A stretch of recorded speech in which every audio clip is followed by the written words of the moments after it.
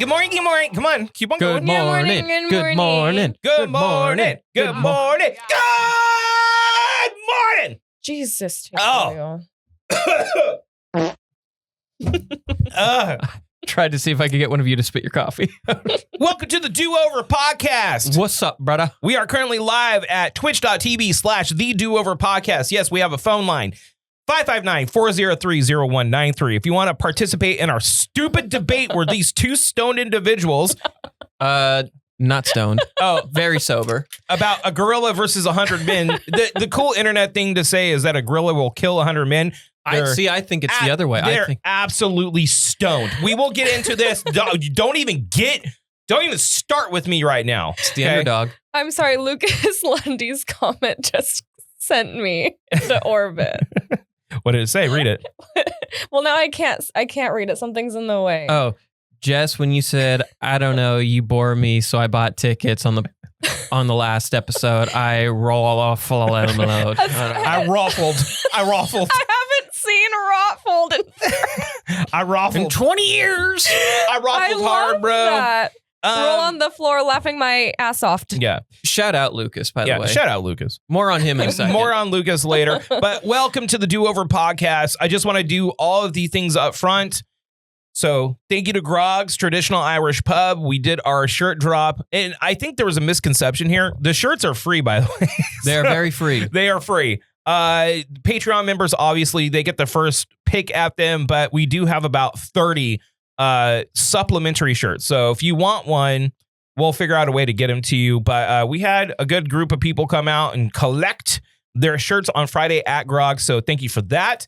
Also, to all of our advertisers, we love you. Thank you so much. I also fixed the Spamageddon of advertising commercials on YouTube. So if you're checking this out on YouTube, don't worry. You will not have a commercial every 4.5 seconds now.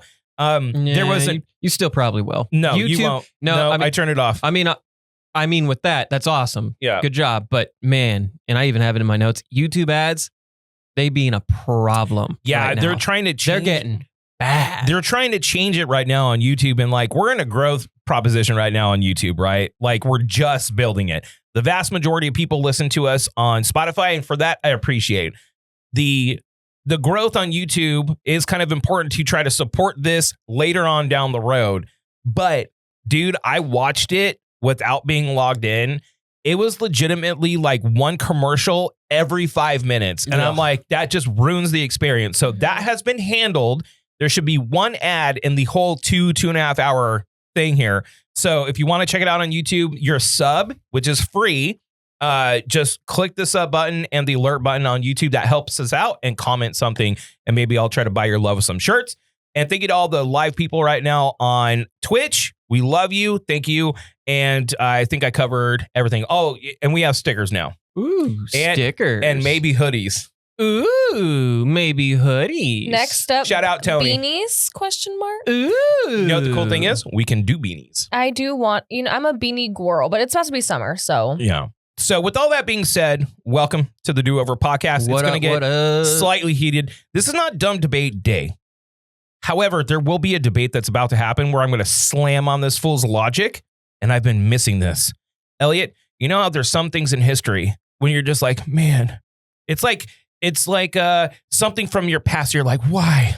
I miss it so much. Slamming on your shitty logic is something that I've missed so much. Man. And I'm going to destroy you. He loves losing debates. Oh my God. I'm going to fucking destroy you so bad. And the funniest thing is we used to do this thing called Dumb Debate Day, for those of you that don't know. And Drew would spend like a whole night doing all this research and all this stuff. And it totally defeated the purpose of Dumb Debate Day. And then when I would eventually win, what are you even talking about? I'm sorry. Okay. I thought I had the floor. Fine. Go. Rude. And then when I would eventually win, he would just be like, it's stupid and nothing matters and everything doesn't count. Because, and you can attest to this, Jess, that the Elliots would come out and just support him just to see me get upset. Well, because he has 0 haters. Yeah, which is weird. We have plentiful. It's like a bucket of haters. He has 0. So even if he was wrong, the Elliots were like, no. Yeah, no. Everybody knows that's how everything works now. Anyways, like, for example, let me give you an actual tangible example. Mhm. We did the who has cooler powers, Oh my vampires God. Dude never shuts up about or This this. is werewolves. the one This one hurt. This is- This one got him so angry that for like 6 months he would just stew on it. It'd be like a random Tuesday. We wouldn't even Because- talk about. No, we wouldn't even talk about anything, and he'd just be like out of nowhere under his breath. Stupid werewolves. Okay, let, Freaking hate werewolves. let me explain. They're just dogs. Werewolves, and I will explain here. What? I'll be an Elliott hater. Thank you. Thank you. You go. Apollo Fox 1. I need you to be a Elliott hater.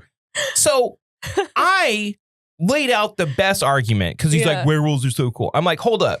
You lose your shit for 1 day a month. You have no control of it Yeah. at all. All you do is turn into a werewolf and that's it. Or you can be a fucking immortal being that can fly and lives forever and has telekinesis. You're saying a werewolf is cooler than a vampire?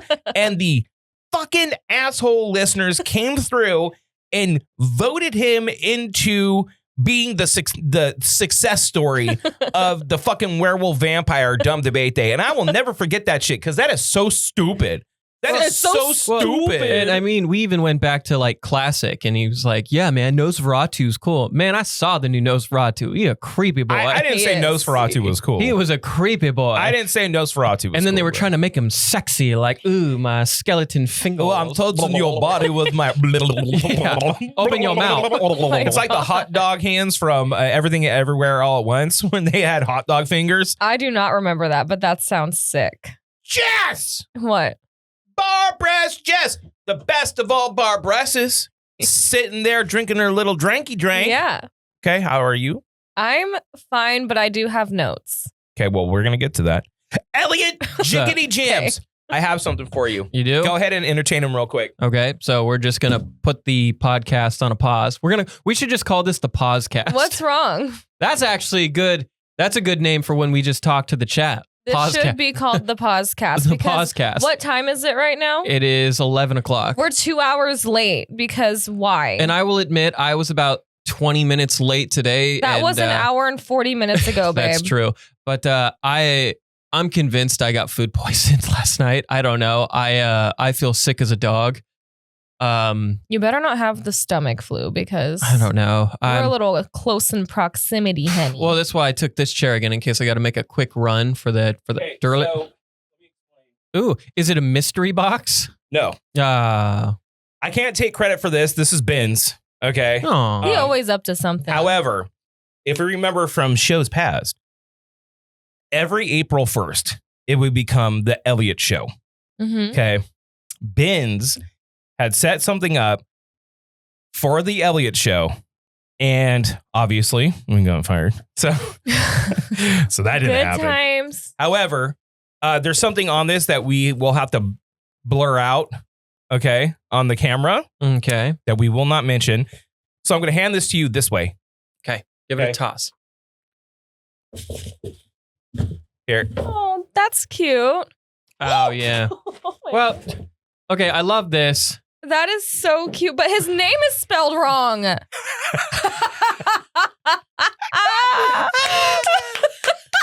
I love this. But yeah, it is. Shout out Ben's. Shout out Ben's on misspelling Ellie's bitch ass name. Because he's about to get fucking floored right now. I can't wait to destroy you, dude.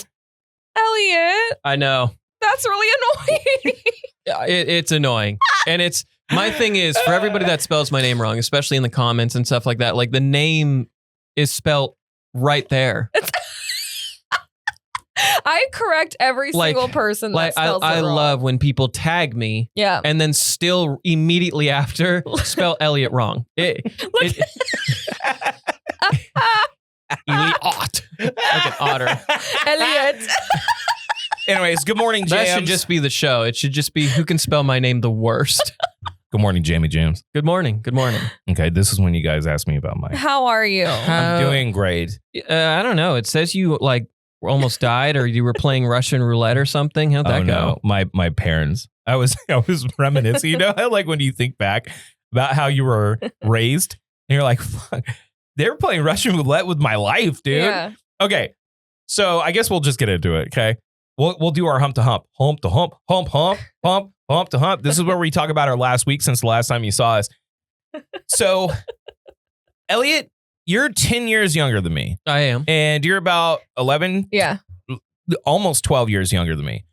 So I don't know how it was when you guys were growing up, because you were coming up in the early days of the internet where like the weirdos started to congregate with each other. AOL Messenger, baby. And like, look, I have a theory about back in the day, which has been backed up by other theories.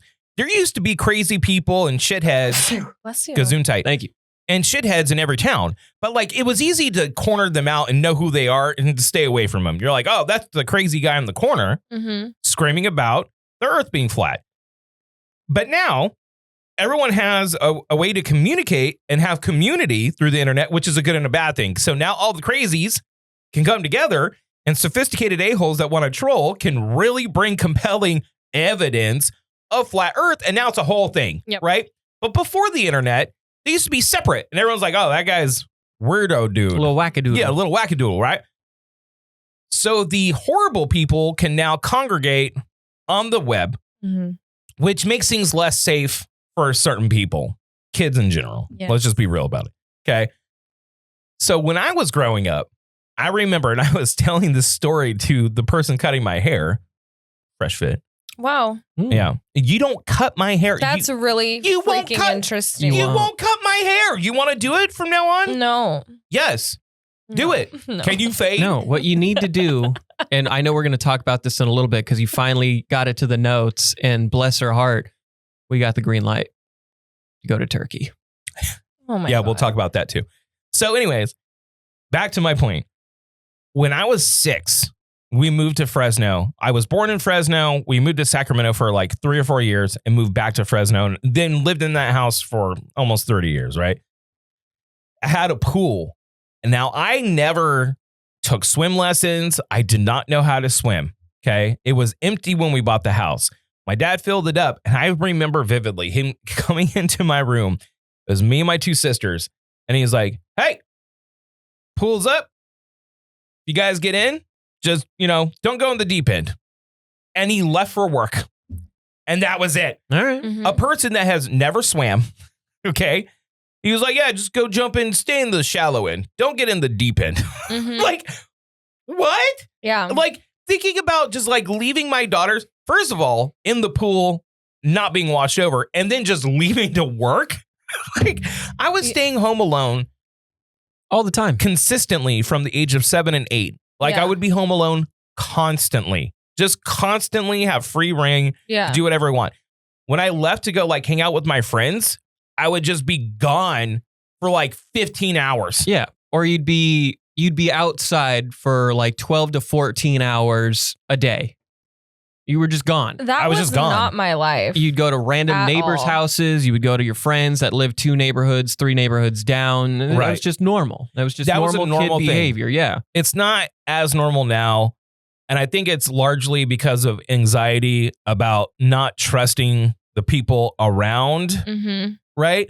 Like, I don't fully trust society to not want to steal little blonde girls. You know what I mean? So I can't put myself in a position to be like, oh yeah, no, that's okay. Like, I want them to be safe.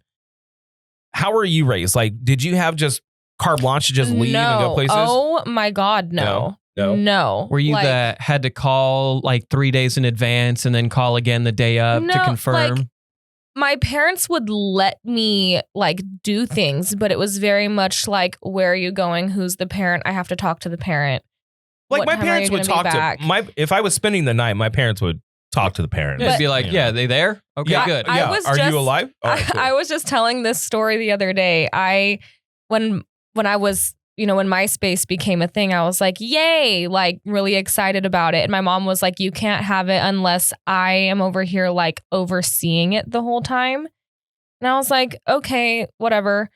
And so when I made one, I was getting friend requests, obviously, from all my friends. But if she didn't recognize the name, she was like, no, you can't accept that person. Really, like, she watched over, which is probably a good thing to watch over your children's social media usage. But it made me rebel against her. So like, Explain.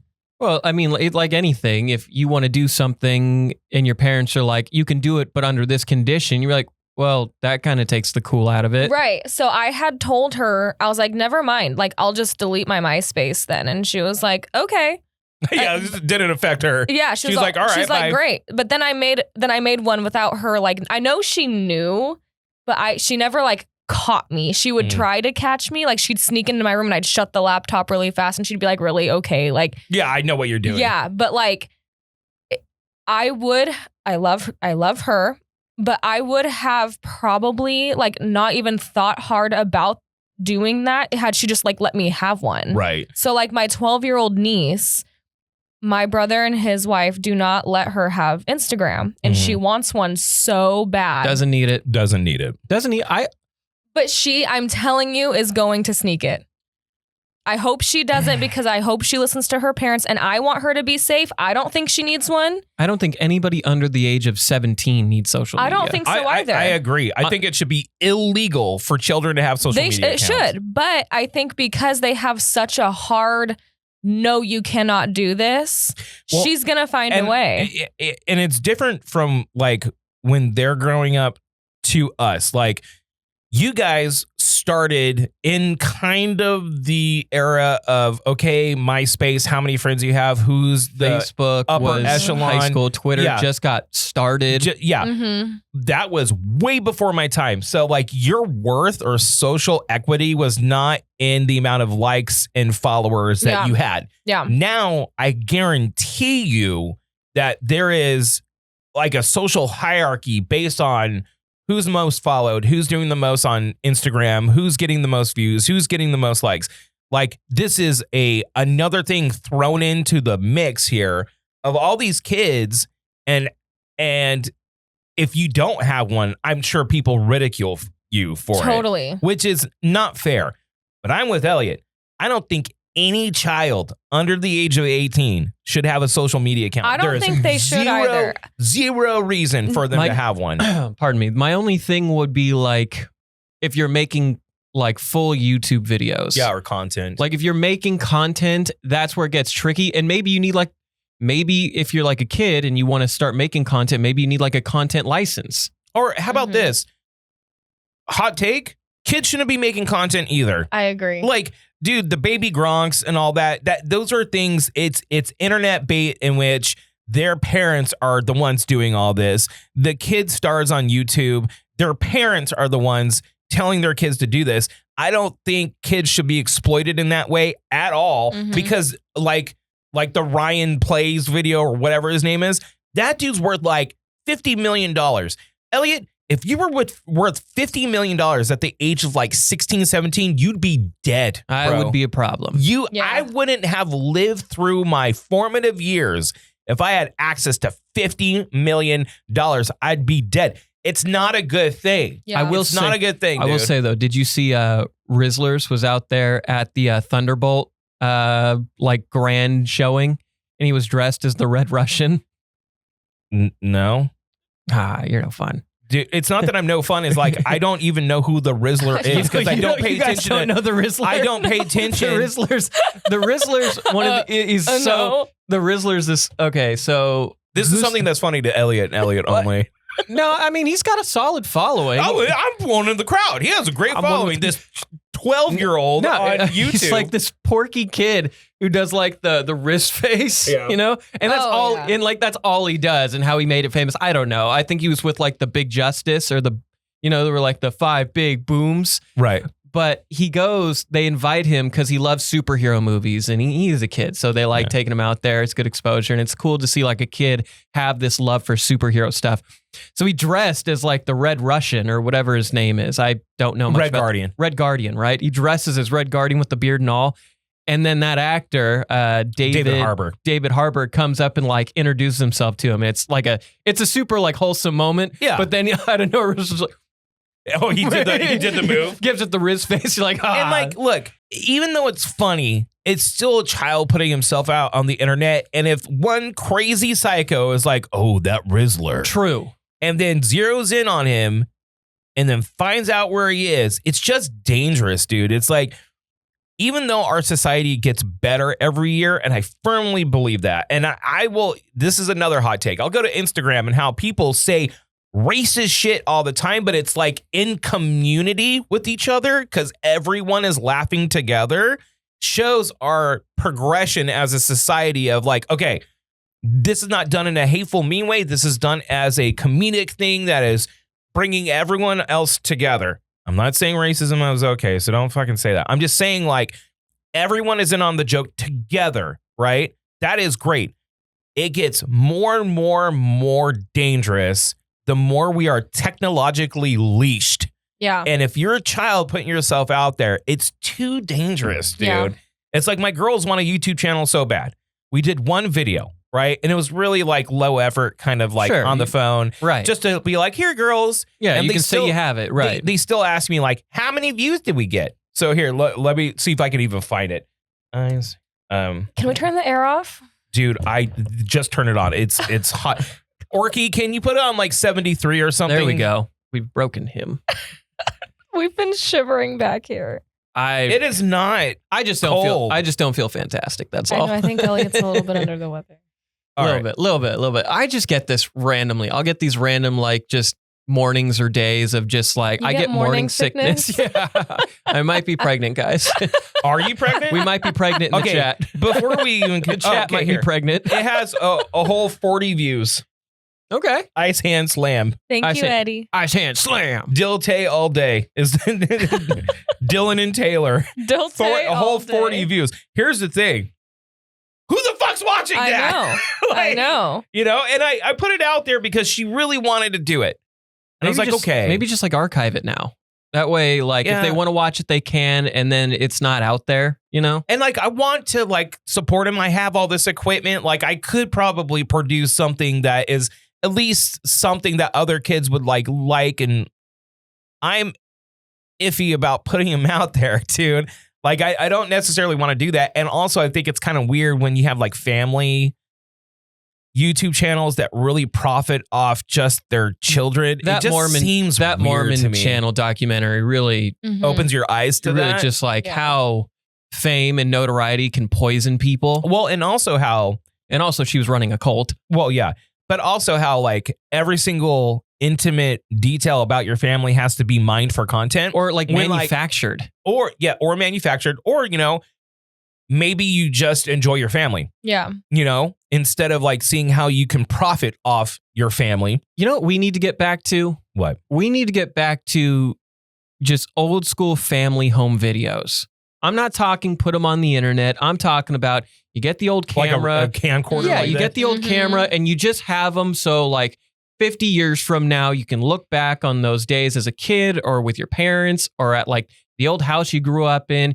We need to bring that kind of aspect of like videography back. Not so much the gotta post it and show off my life, but no, these are for when your kids or adults, they can look back to And yeah. Yeah, like I saw a few years ago, we had this old box TV in the garage, and I watched my parents' wedding video and like how they were partying in Whittier before and when they got back, and then in Spain because my parents got married on the coast of Spain. Oh, sounds like someone had a lot of money growing up.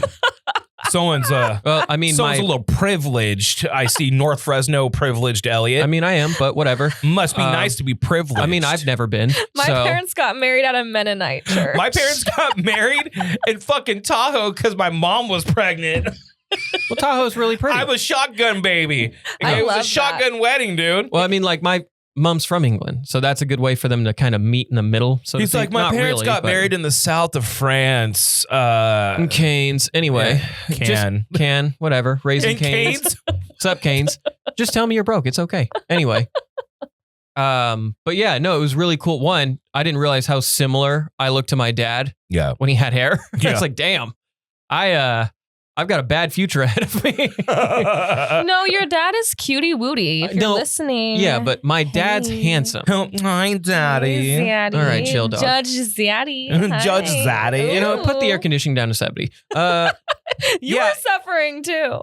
But no, I mean, like, he can pull off the bald head look because he's got a A respectable, nice shaped head. He's got a nice shaped head. He's got Yeah. a respectable jaw, and he's got 5 o'clock shadow. I have none of the above. You would have 5 o'clock shadow. Yeah, if you have the thing. Yeah, You have this thing I got going. stubble. He's got like, You got where this thing going. it darkens and he's Yeah. just like almost like a Batman-esque kind of like. Well, if we're in this space, let's go ahead and do it since we're already here. Before we get to our hump.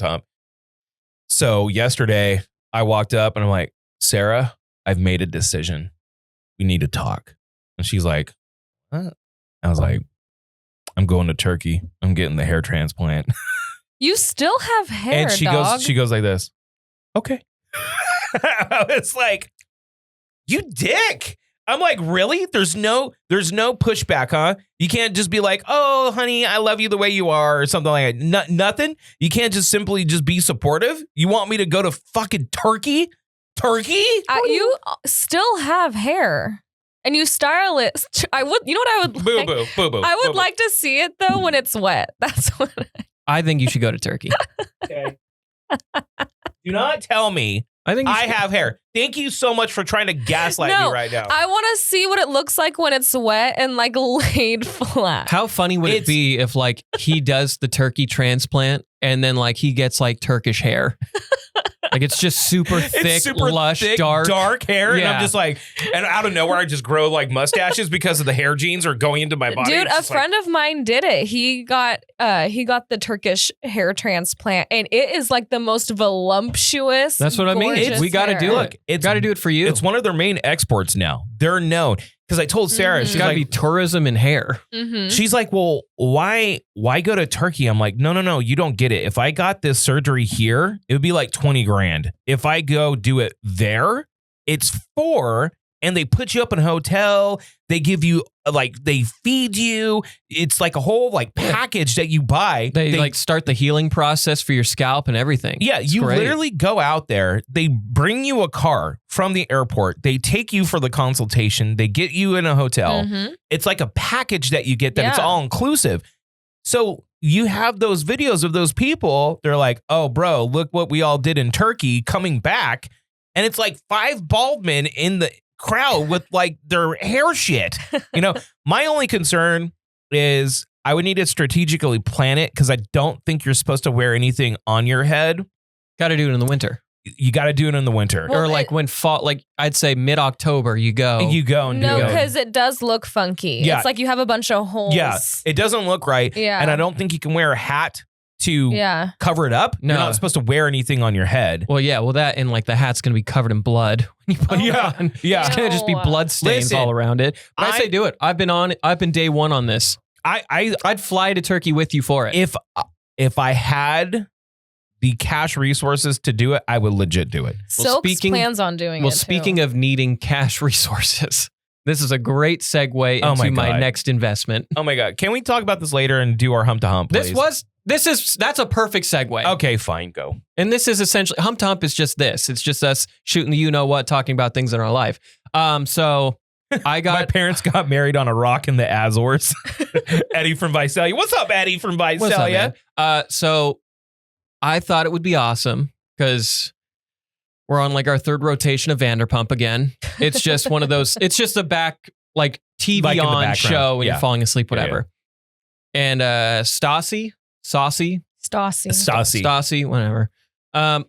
She bought a holiday, and it's like outfit of the day holiday, national holiday or whatever. And it's like, let's just see.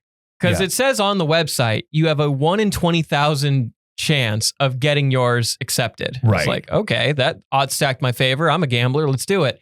So I write out this holiday for May 23rd, National Patio Beers Day. Now, he takes a screenshot of this submittal, sends it to the group chat. And I don't know how it came about, but I was like, there's no way in hell that this is going to get approved. So I'm like, Elliott, I tell you what, if this gets approved, I will drink a full beer with you. Now, keep in mind, I just hit my 17th year of sobriety. Yeah. And Congratulations. I haven't drank a beer in more than 17 years at this point. And I was like, there's just no way it's going to happen. Continue. Not 5 hours later, do I get an email saying, congratulations, your holiday has been accepted into the National Holiday like Federation or whatever. Federation. What? I don't know. The like Federation of Holidays. The National Holiday Association or whatever. So congratulations. All you have to do now is to pay the fee for the application process, and then we will make your holiday legit. What's the fee? The fee is $1,025.63. So I vote you do it. Hello? This is where he's going to pitch to the Twitch. I'm not and going to everyone else. No. I'm not going to pitch to the fans. They've already helped me. They've done enough. They helped me so much. I'm not going to pitch it to the audience. I'm going to pitch it to every friend I've ever known. If I can scrummage up, like, I don't know, say $300 from my friends. And I mean each one? No. In total. Just like $300 from my immediate friend group. I will cover the rest, and I'm going to make National Patio Beer Day. Have you told? Okay, hold on. Oh, Lady Jams loves the idea, but said there's no way I'm letting you spend $1,000 on this. It's like, okay, I understand, buddy. that. But there's why we get some fundraising going. Okay, hold on. If I give you $300 right now, you're spending $700 still for you to relapse. Yes. Hold on. You're still spending $700. She'll still get mad at you. You said you wanted 3 months of rent stacked before you even buy it. Why don't you instead buy yourself a Switch? Because a Switch only good for about 5-6 years. No, I think that this holiday needs to happen. This is something that you have talked about for many months / year and a half-ish or so. So I think I have an idea. She's got an idea. I have an idea. She's got an idea. Do you guys remember? Do you remember? We were going to have a party with people smashing my car. Yes, I do. We use that money. Not for a new car for Jess, but for a holiday. We should do a joint thing where we let people pay to smash my car. I'm in. And then I take part of that money for a new one. And then the rest of it goes to your national holiday. Hold up. Can we do that?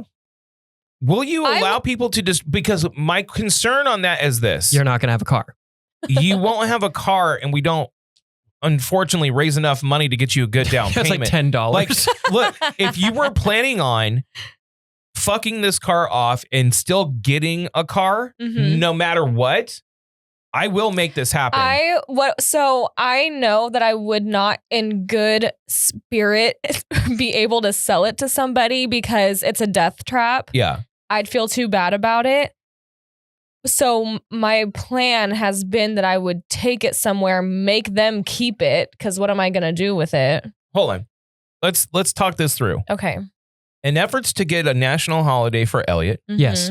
Not just for me. For us. For us. For America. For us. This is for America. I'm thinking about the content of having a party bashing the shit out of your car. Mm-hmm.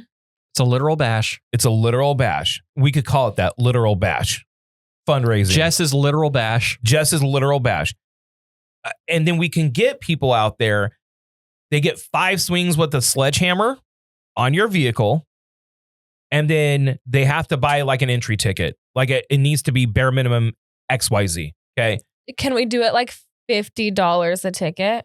We could. I don't know if people would pay that much. I don't know. I know people would pay 20. It's volume. Well, hang on. You got to think volume. Yeah. But I mean, like $10 a swing, 5 swings. You think about it like that, and you can really do some damage with the sledgehammer. We could set up like tickets, like pre-sale tickets, to make sure we hit certain marks in order to make it happen. And I can vlog the whole thing, tape the whole thing. That would be good content for us.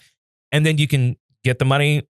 I'm fine with this. No, if you want to make this happen, I'm down. I just need to be sure I have some money to put down on a car. So if y'all want this, you need to tell us. How about chat? What do you think about potentially beating up Jess's car? $25 a ticket, and you get 5 swings anywhere on the shitty Jeep that's a death trap. You get 5 swings with a sledgehammer. Now, I feel like the windows cost more. $100 a window. I think if you want to hit the windows, it's $100 a window. Okay. But anywhere else on the car, it's $25 for 5 swings. So it's $5 a swing. Okay. If we did pre-sale tickets, would you want to do something like that? I mean, like I would want to destroy a car. It's like a rage room. Hey, thanks, Benz. You didn't need to do that. Oh, You're the Benz, shit, bro. He's a sweetheart. Oh, did you see the hats, Benz? We can't show it because of obvious reasons, but You spelt my name wrong, Beans. How could you, man? We've known each other for so long. Eddie's in. I think it's a great idea. So Eddie, can your wife come and wear a swimsuit? something very skimpy. I mean, just request. We're just asking. So here's the funniest thing. Okay, let me tell this story. This is the funniest thing. This was the event that I got super pumped on, that I was like, this would be a great beginning of the year thing. Yeah. This give us great traction on our 5th year of the show, of the morning show. And I was walking in to pitch this very idea to the powers that be at our old job when they fired us. I was like, it went like this. I went up to Hammer. I was like, yo, Hambo, I got an idea that's brilliant. And he's like, oh, okay, here, come sit down into the conference room. And I just walked in and I was like, oh, shit. But not 5 minutes before that, you were like, I have this amazing idea. Sparkles, the clown, had said we could use Hobbs Grove to do it. And you were like, we have this whole plan. I was like, okay, period. And then the next call, Jess. Yeah. We got fired. I'm like, shut up. No, we didn't. Yeah, no. And I had to tell Jess like 5 times. And I was like, no, we didn't. So if we can make this happen, if we can literally do this, I think we have kegs out there. We get a liquor license. We get it's just like a party. People can come out, drink, $5 a swing, pre-sale tickets to get everyone in line to get there. And then the windows are more expensive. Okay. Are we in agreement that this money goes to my car? Yes. 100%. And a thou go, well, depending on how much. How much we get, but let's just. Goes to your holiday. It would be like a quarter. We'll go to him. Or up to 1,000. Orky for doing the video, get a couple hundred. Okay. You'll get the rest. I don't even need to be paid. I just want to mine it for content. Doing it for the love of the game. I think it's fucking. I would pay $25 to take 5 swings with a sledgehammer on a vehicle. It's a rage room. It's basic. Yeah. But how many opportunities do you get in life if you're not a Psycho X in order to bash the shit out of a car with like a baseball bat or a sledgehammer? But you don't. Here's the thing though, because it's so flimsy, I wonder if it wouldn't take much to completely destroy it. Do you think? I think it's more sturdy than you think. Yeah. Yeah. Well, and it's for sure. And like, it's going to get towed away anyway. So who cares? Like, the worse it is, the funnier it is when you dent it again. So, but like how often, or when everyone comes to smash it, like what if it doesn't take that many smashes? No. I don't think we would have any issues with, like being able to hit it continuously. Yeah. I don't think that would be a problem at all because you're only doing like structural damage to the sides of the car. You're not like taking a fire bomb and throwing it in the vehicle and it's going to explode. It's nothing like that. Yeah. And, just to be safe, we could drain the gas out of it before we even started it, just to be sure. Yeah. Like the car is going to start anyway. Yeah. And if it does, it's just going to not be able to move. So it doesn't matter. But I think it's a great idea. And I don't know if Hobbs Groves is too far out. It might be pretty deep. So what if we just did it in my backyard? Could we get my car back there? Yeah. Yeah, we have an easement. Oh, okay. I don't know if Sarah would be down with that. Sarah, you watch. I know you're watching right now. Why don't you say something? We should just do it like that guy who set up the I've eaten 100 rotisserie chickens in a row. You should just have it like just in a random neighborhood and just have. No. Oh, she did say Dilte girls. Oh, look. Hey, Sarah. Yay! Hi, Sarah. Finally, Sarah said something. I also like Eddie's comment. Can I take a swing at Elliott too? Bro. Yes. People are mean today. Eddie, if you pay for the holiday, I'll let you punch Elliott in the face. We don't need his consent. Eddie, if you buy me a new car, you can do whatever you want. You can do whatever you want.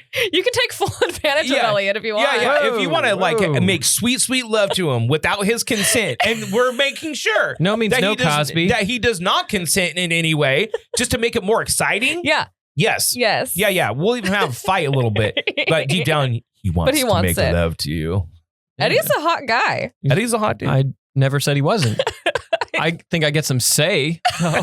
Nah. No, we're fundraising, What about just dude. like a little nip twist? Just like a little like. What about just a little? Unless I get to his nipples first. You're gonna start a car with those bad boys. So we're working with something here.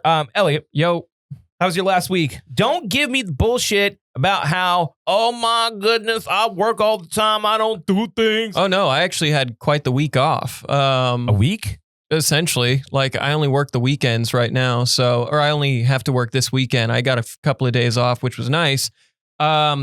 Bored though. It's weird. I didn't think this would ever be a thing where I get like time off and I'm bored. Yeah. And I was like, who am I? So I finally picked up Zelda again. Okay. So I just got to take down the big G, the big Ganon. You're there? I'm there. It took me forever to remember even how to play and what I was doing, but we're there. I'm feeling kind of sick as a dog right now.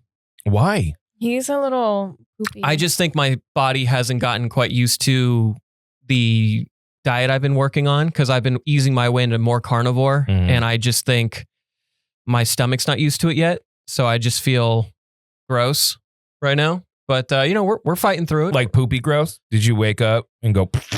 Okay, without too much TMI. Yeah. Let's Was just say it I was like up an extra. water. All right. Yeah. guys. Did you like? Guys. Was it like peeing out your All right. beehole? I'm never gonna get a real job because of this place. Oh my God! What are you talking about? I'm gonna be a bartender for the rest of my life. People are gonna watch this like, yeah. So can you explain this clip about, and I quote, water out of your beho? It's like this. Tears of the Kingdom. Buddy, Dizzle. hold on. This is a bad argument because I work in a professional capacity and well respected in my field. That's an excuse, bro. And I'm worse than both of you. No, you're self-employed. And? You don't have a boss. But dude, clients, there are people that Like- watch this Yeah, okay. that trust me with like $500,000 of their money. I get that. But you don't have a higher up being like, you're fired. I don't think that would happen to you. If anything, they like it. You're not the one saying it.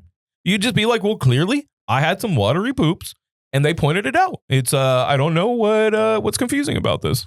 If anything, you need to work on your fiber intake.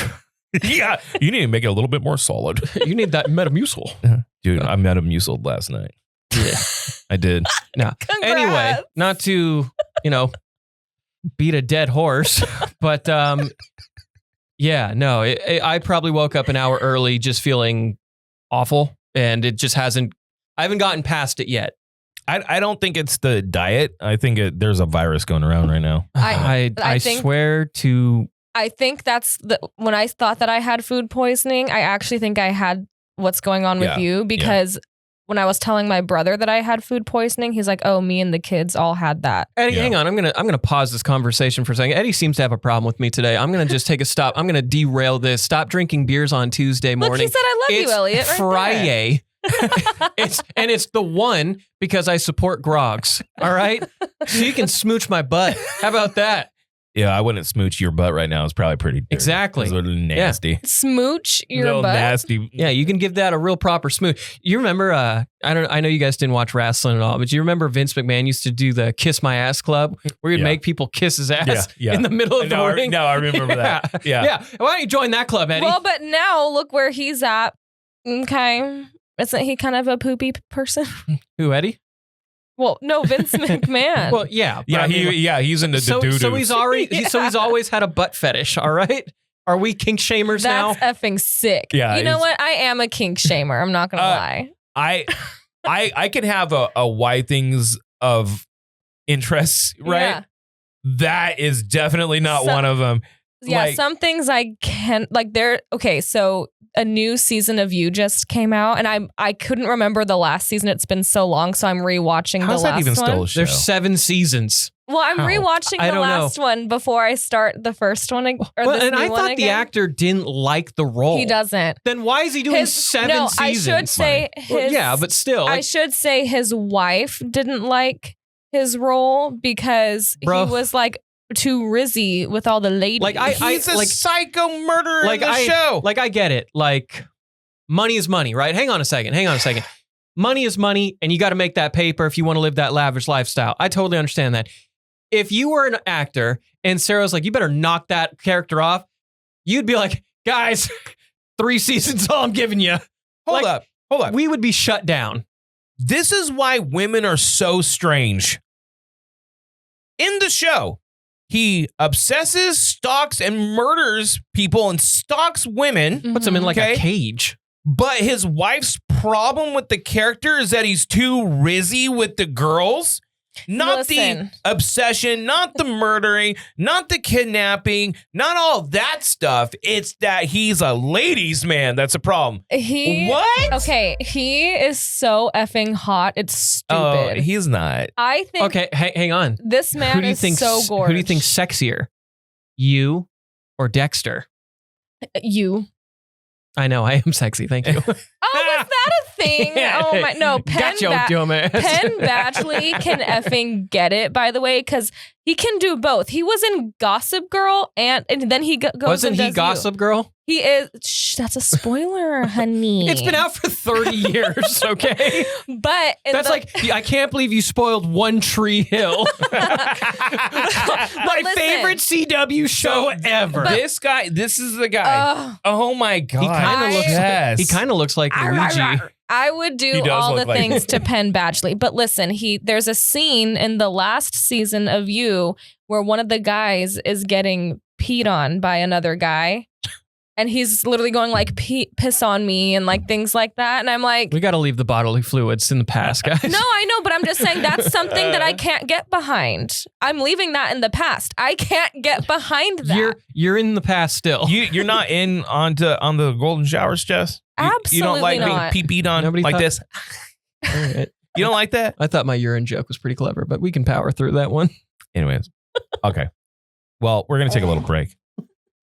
We'll be back in like 7 minutes. We have a guest coming in today. Really excited about that. Jess, are you hungry? Yeah, I'm going to go eat. What you got? Ooh. I got some Nana bread. Some Nana bread? And I got a Sammy. Dude, banana bread from work? Hell yeah. Oh, yeah. Yeah. I love that one, dude. That's the internet done right. Things go bad, but then you go to work and you got banana bread from work? Hell yeah, dude. Shout out banana bread guy. Shout out banana bread guy. So we're going to take just a little break. We'll be back in like 5 or 6 minutes. We got a guest coming in and we're going to do the damn thing. And plus, remember, we're going to be debating our asses today because Elliott's about to get smashed on. That's all coming up next. This break is brought to you by Frank Sierra Finished Carpentry and Sierra Door Supply, providing and installing all your doors, custom closets, and decorative molding needs. Now, just a little pro tip, we've had the luxury of working with Frank Sierra, and I got to tell you, their work perfect every time and incredibly fast and consistent. So whether you're in Tulare, Kern, Kings, and Fresno counties, the Sierras will come to you and offer excellent customer service and experience. Give a call to Anthony Sierra, your friendly neighborhood Finnish carpenters, for a free quote today at 559-623-3054. Thanks again for supporting the Do Over podcast. You know, Elliott. You know, Drew. You know, there's one thing that I know when it comes to us. And what's that? That we are the best, the brightest, the most attractive, the most sought after broadcasters in history, the Do Over podcast. And it is a full house today. We got Rose, Rita, and awesome grandma. Round of applause. The reason why I said that, Elliott, is because it just makes sense that people would seek us out to make sure that millions, if not billions of people, if not trillions, will make sure that they know exactly what the Haps Paps is. So the real question is, what is happening? What is happening? What's happening? What's up, y'all? How are you? Do you keep on looking up at the screen over here? I don't blame you. We look really good in this this lighting. Or can actually cycle through it. See how you could just cycle through it like that? Yeah. There you go. Yeah, there you go. Hi. Anyways, cameras though. Cameras. Anyways, what's up, man? How are you? Thank you very much for coming in. Rose, look at you.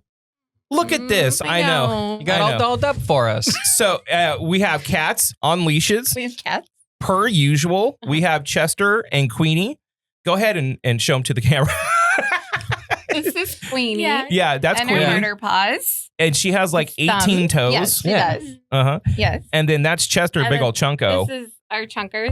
This Yeah. is our chunker Chester. Chunky man. And the last Yes. time Chunky Manchester. Chunky Chester came into our broadcast scenario, Uh-huh. he hid in the desk and it took like 20 minutes to get him out. Yes, yes. Well, and that was because Elliott I didn't do anything. He's just a little explorer. banged the table. He Yeah. got so excited, and Chester was just like, ah. Typically, when you guys come in, there's something to be excited about. I know. Yes. And I have a feeling we're going to be excited about Yes. whatever you brought in today. Elliott Yes. wanted to point We out brought props. that he has not missed the Lantern Festival Haven't missed one. Never. in 4 years. Yes. Right. And that he's a dancing Yes. phenom. I really am. And you know what? We brought the dates for practice. So let's get right into that. Oh. Who needs practice when you're as good as I am? Okay. It would actually be good content if we went out and did some practice, Elliott. Yeah. I mean, but Yeah. I'm already so professional at it. He is. He's really just in a short amount of time. So good. I mean, Drew, Mm-hmm. when you go back to back to back to back, never miss a dance, you kind of just naturally got you it. just got it. You just got it from at now that on. point, Let's go all the way back though before we talk about Okay. this. Okay. Yes. Explain the whole Japanese culture and history to me now. Thank you. Oh goodness. Start. Um, Oh, I know it always started in the Endo period. Everything starts in the Endo period. like Indo? and no. No, Okay. or the Edo. Edo. Edo, yeah. Not I was like, Indo. oh, you're Yeah. saying No, it wrong. no. I know that everything starts in the Indo period because it's the end of the period. End of the period. Yeah. From the Endo to the Edo, that's how Japanese history went. Okay, so this goes back over like 100, over 120, maybe almost 150 in the Central Valley.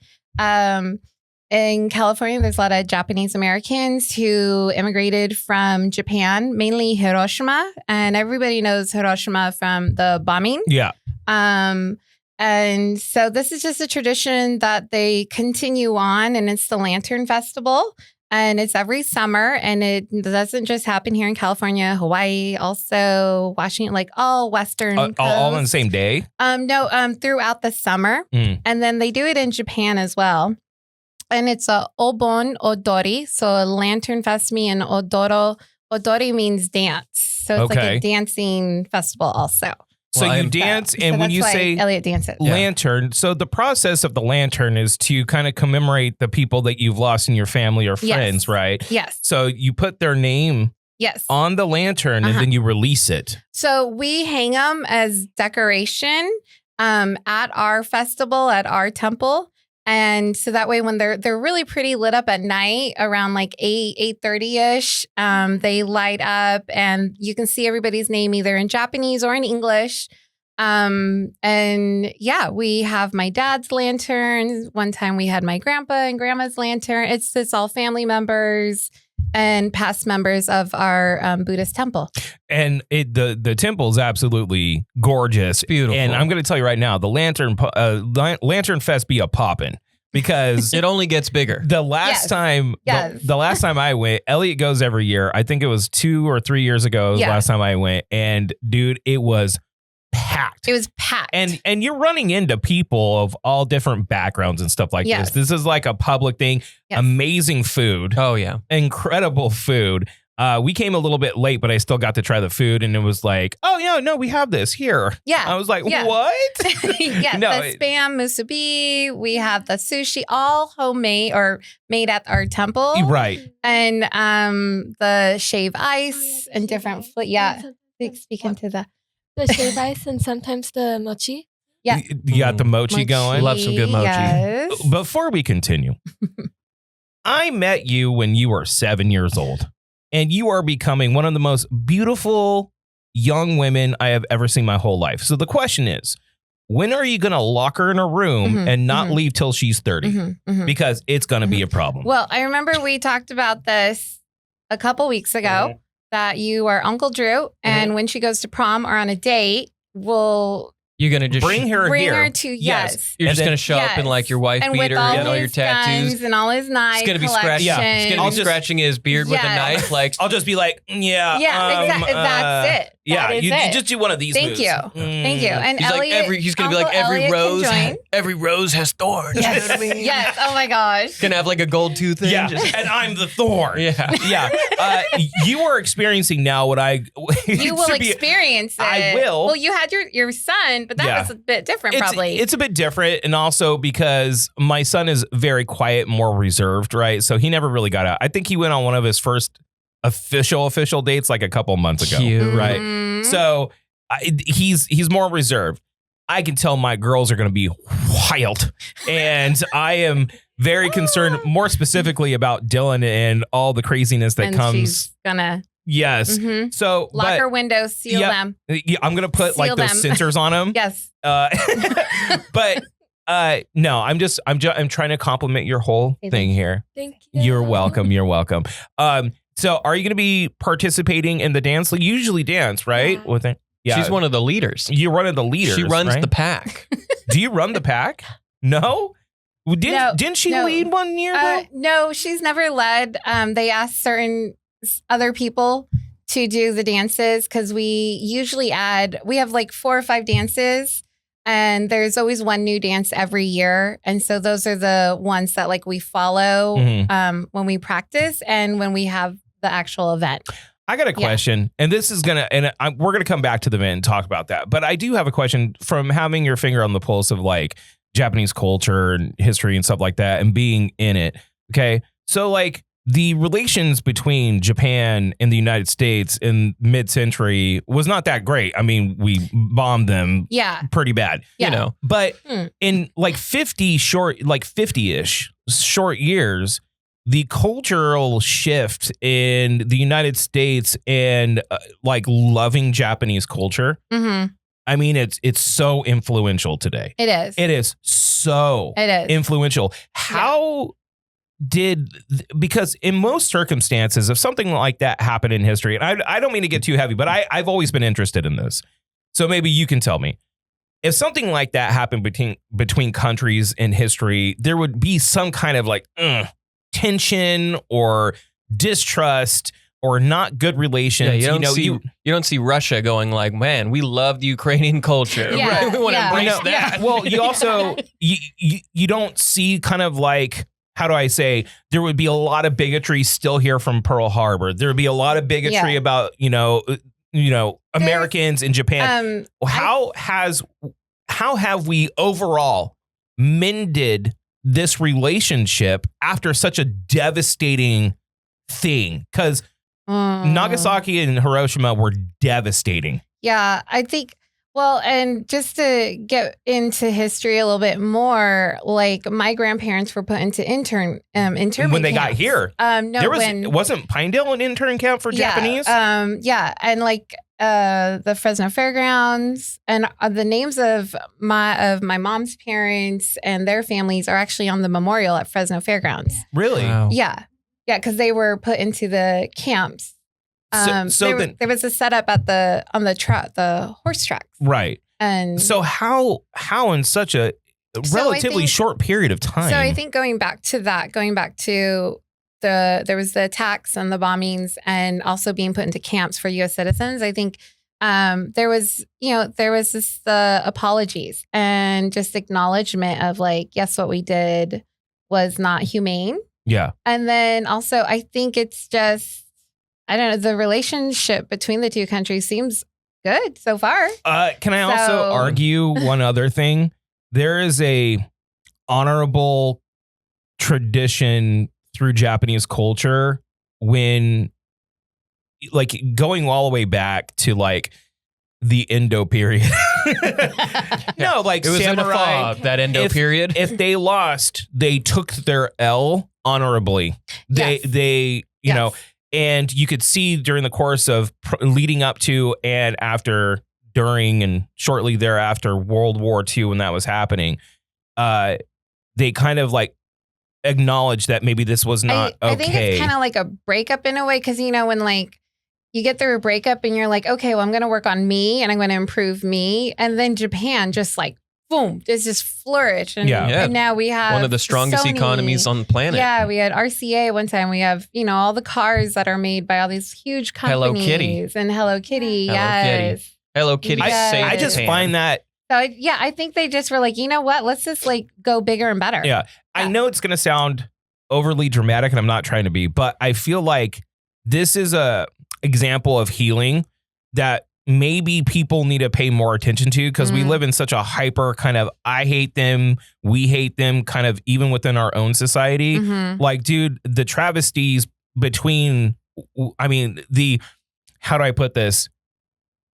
Pearl Harbor was a big deal, but like 2 atomic weapons dropping there's an even issue and the here. irony of it is that the U.S. military was actually sent to help clean up those 2, like after they happened. Right. Because my grandpa, my dad's dad, was actually sent for a little bit to Hiroshima after it happened, like a few months after it happened, and like he was just like it's something that he couldn't describe. You can't comprehend that. And I think, correct me if I'm wrong, those are the only 2 times nuclear weapons were used on civilians. Correct. Yeah. Correct.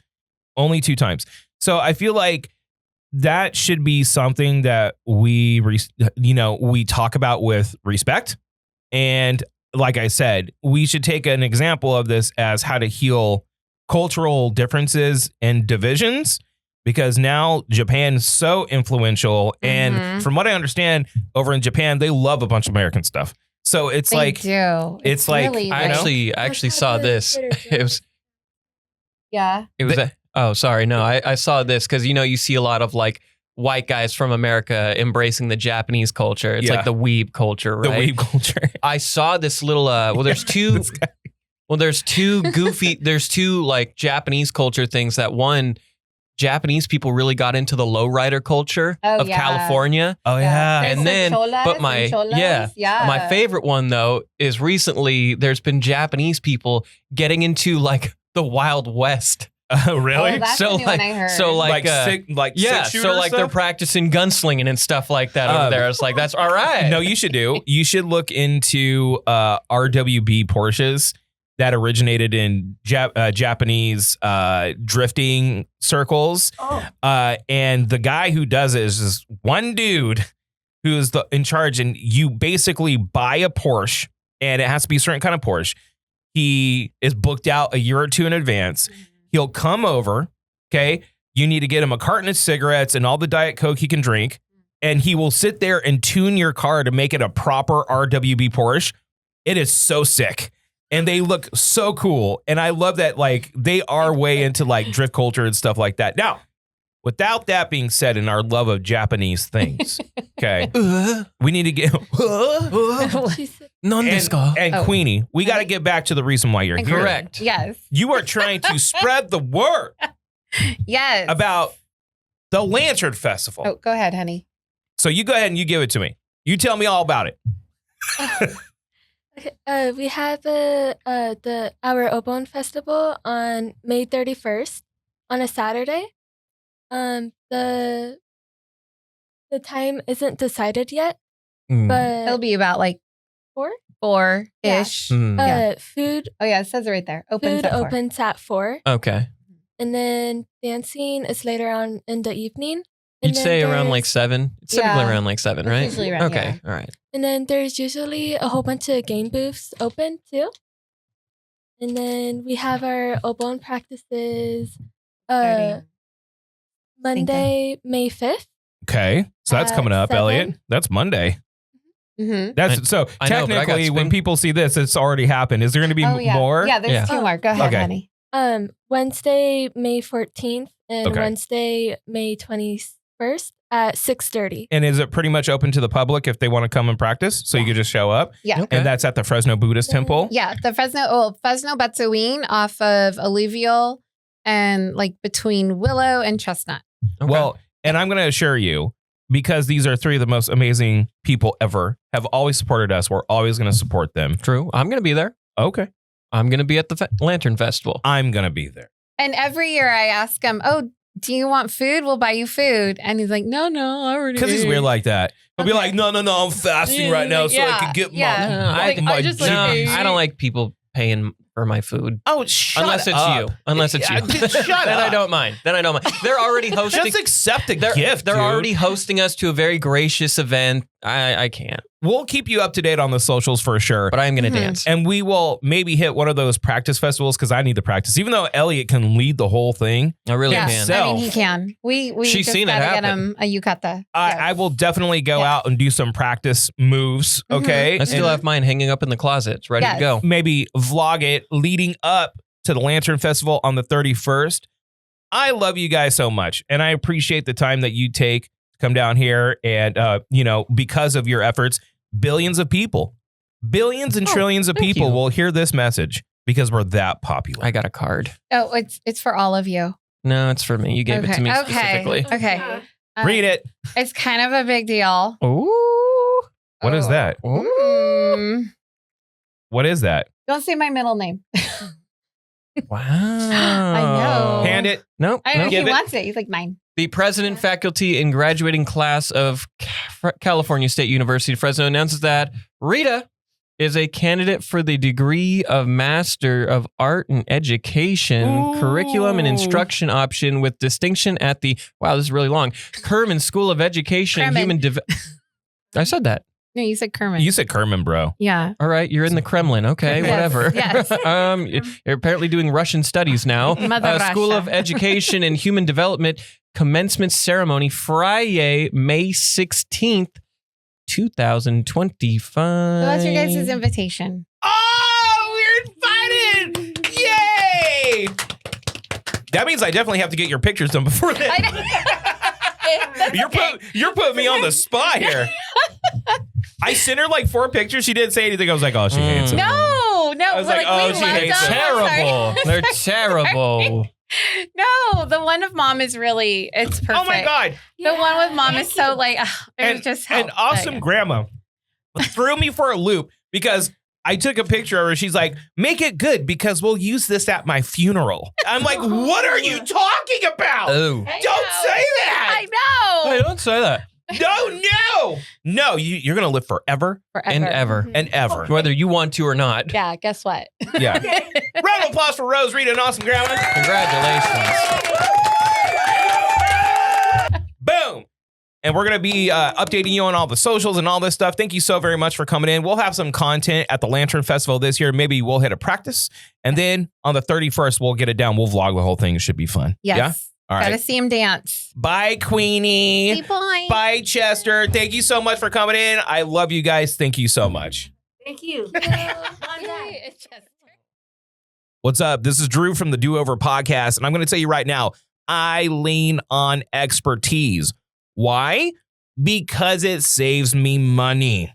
Here's a true story. When I first got into cameras, I watched a couple of videos online, did a Google search, thought I was buying the right thing, went and invested almost $1,000 into my very first camera, realized quickly it was not the right thing, went to Horn Photo, got it all in line, and then boom, I'm on my journey to actually being a photographer. And throughout the years, I've really leaned on Horn Photo as being one of those outlets that we are so lucky to have right here in the Central Valley. And they are the official equipment sponsor of the Do Over Podcast. They're right there in the Bellagio. All you have to do is walk in, tell them that the Do Over sent you, and they will get you right on track. Maybe you're trying to take stills, do creative content, you want to do live streaming, whatever it is, they have a camera for you. They also do printing services, restoration services, anything that has to do with photography. Horn Photo has your back. Once again, it's right there in the Bellagio. And there's a reason why Horn Photo has been in business for as long as they have. They've been making memories last since 1937. So the question is for you, would you pay $25 to take 5 swings at Jess's car so we could do a fundraiser to get a national holiday and just a new vehicle? We turned it into a whole thing. I actually saw a new car at Taps and Takes on Tuesday. There was a for sale sign. And I was thinking, like, Jess, it's a little hunchback, but you could cutify it. I really want a Bronco. That's a hunchback. It's the hunchback of Notre Dame. But Well, I mean, Quasimodo is what they call them. No, Oh, really? I always thought it was Hunchback because they have like the hunch. It's a hatchback. It's a hatchback. Wow. I really Never want knew a that. Bronco, but I know that I'm so like Closest thing you're getting to a Bronco is this. I like have such a hard time spending money on myself, but I need to think of my future Well, your safety. and my safety In and general. my future baby safety. So Are you pregnant? no, I'm not pregnant. You We were keep on just- talking about babies. No, I'm just saying it's going to happen sooner rather than later. Ideally, maybe in 9 What months. would be your Just kidding. what would be your timeline like in the next 2 Are years? you pregnant, Jess? I'm not pregnant. Jess, I swear to God, I'm not pregnant. you talked about the van the other day. Then you're talking about baby safety. Listen, well, I'm I mean, 30 like- years old. I mean, you should. I mean, if you are going to get a car and Yeah. you are in a committed relationship and you do plan on having kids in the next, I don't know, 5 years, you might as well just get like a family-friendly car. yeah, I'm 30 years old. I'm in a, like you said, committed relation. You should just get an Outback. You should get a Subaru because you're like kind of lesbian get but a- not lesbian. So I think they Outback give you the pass. Hunchback is what you should get. Listen, Like, doesn't that make sense though because of the hunch in the back? It does, but Elliott, you have a long history of saying these things like diamond dozen. Like you're almost right, I think but you're way fisticups. off. Fisticups is my favorite. Fisticups is probably the worst. Worst offender. I think it's my favorite. That though. and what was it? amphitheater. Amphitheater. The amphitheater, the fisticups. no way, dude. It just thinking it puts my tongue in a twist. Advocate. Advocate. You said it correctly. But I have to think about it so hard before What I is? say How do it. you normally say it? Advocate. Advocate. That's I like right. switch the V and the D. I don't know. I don't know how that Maybe happens. you're a little bit dyslexic. Probably. Maybe. We're all a little Maybe. strange. Maybe he's dyslexic, Maybe he's Maybelline. but then, hey, they still, everyone still says especially. And like, oh, Eddie, you dirty dog. okay, dude, when I'm watching like a YouTube video, I never said especially. I know. It's always been especially. when I'm watching a YouTube video and someone's like on a roll and it's highly produced and everything is good and you're like, Mhm. man, this guy is good. And then they drop especially, I'm like, oh, they're fucking idiots. Like, Yeah. I don't know what it is about the especially thing that is the worst offender for me. You know what I hate more than anything in the world? What? People folding paper and then slitting it. Ugh. Hate that. Okay, continue. Go ahead and go. That is true, actually. Hate that. I was gonna say supposedly. I hate supposedly. Yeah. First and foremost, mostly. It's Bobby Bottle Service, aka Supposedly Bobby Bottle Service. pisses me off, and I know somebody that says it, and I don't like her. You don't like her And I because don't- of that? Well, no, or- I don't like her, period. But Yeah. then, like, on top of it, she says supposedly, and my ears bleed. And it's even worse. I'm like, ugh, I knew I It didn't makes like you her, extra know? hate that person. Yeah. So is it supposedly? It's supposedly. Supposed- Okay, look at me getting words right for once. Yeah. Look at Anyway, that. back to the Hunchback cars. Anyways, all right. Let's get into it. Elliott dropped some shit. And I was like, Literally. literally. I was like, all right, you are stoned. So explain to me. well, this has just been like the hot because the internet. You got to be The internet's being gotta, the internet well, right you got to now. be quick as hell on internet Yeah. stuff. Oh, yeah. And before we even get started, We're already like 2 weeks late. no. Before you get, we're one, but here's the problem with the format and how this works.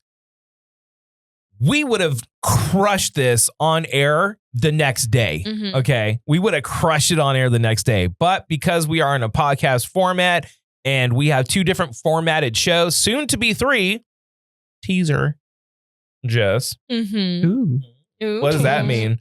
Am I? A third format. Whoa. Whoa. Something for the ladies, if you will. For the girl? Okay.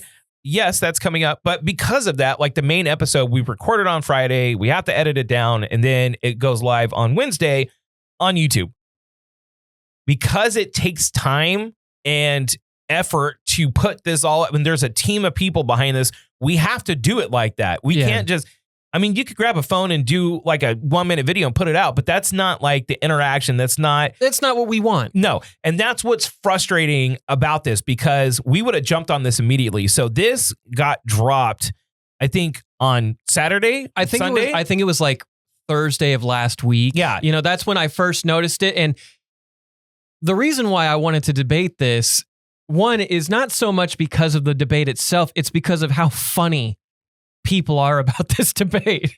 Like I sent this to the group probably Thursday or Friday, I think, and Drew had his opinion immediately, and I was like, but you're not just seeing the involvement. Yeah. So I started sending some of my favorite like tags and comments and like, God, this is what I love about the internet. It's just how funny people can be on something so stupid we would love to talk about. My immediate visceral reaction was like, okay, if I'm going to look at this from like a logical point of view, there's no way a gorilla is going to survive 100 humans attacking him at once.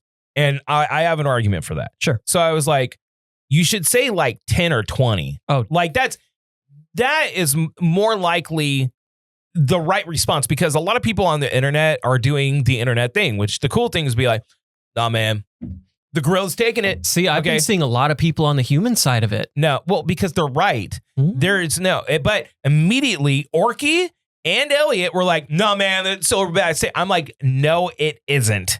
There is no way. But so go ahead. I would like to see a hot take. 100 men finish a critical thought. There is no way that they are going bringing to out be the big able. guns today. Oh, look at that, Jess. There's no way that they're gonna be. How about 100 men versus commitment? Literally, like I honest though, that's a part of my debate. Okay, that's a part of the funny part of this is the fun people are having with the responses and the memery. This is actually kind of like reminds me of the Area 51 kind of blow up, which is great. These are good things on the internet. And yes, that's the funny side. And yes, we're going to get to it. But let's talk about the logistics of this real quick, because it gets dropped. The 100 men versus one silverback gorilla. I'm seeing a lot of people like, nope, gotta give it to, and it's the quintessential douchebag online guy. So let me rude. Hold on. Let me read something here. Sure. Silverback gorillas are renowned for their strength, but their stamina, while strong, doesn't match human endurance. No, I have seen that too. They are more built for bursts of power and short explosive actions rather than prolonged activity like humans. Gorillas can tire relatively quickly compared to humans.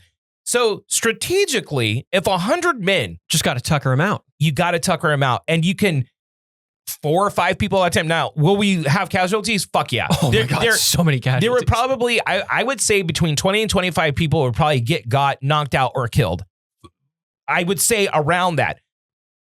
That motherfucker is dead after that. Like, there's no way he's surviving, because all you would need to do is tucker him out, and then everyone just pile on him, and he would just suffocate and die. That as sad as that is, strategically, we have superior intellect, superior endurance.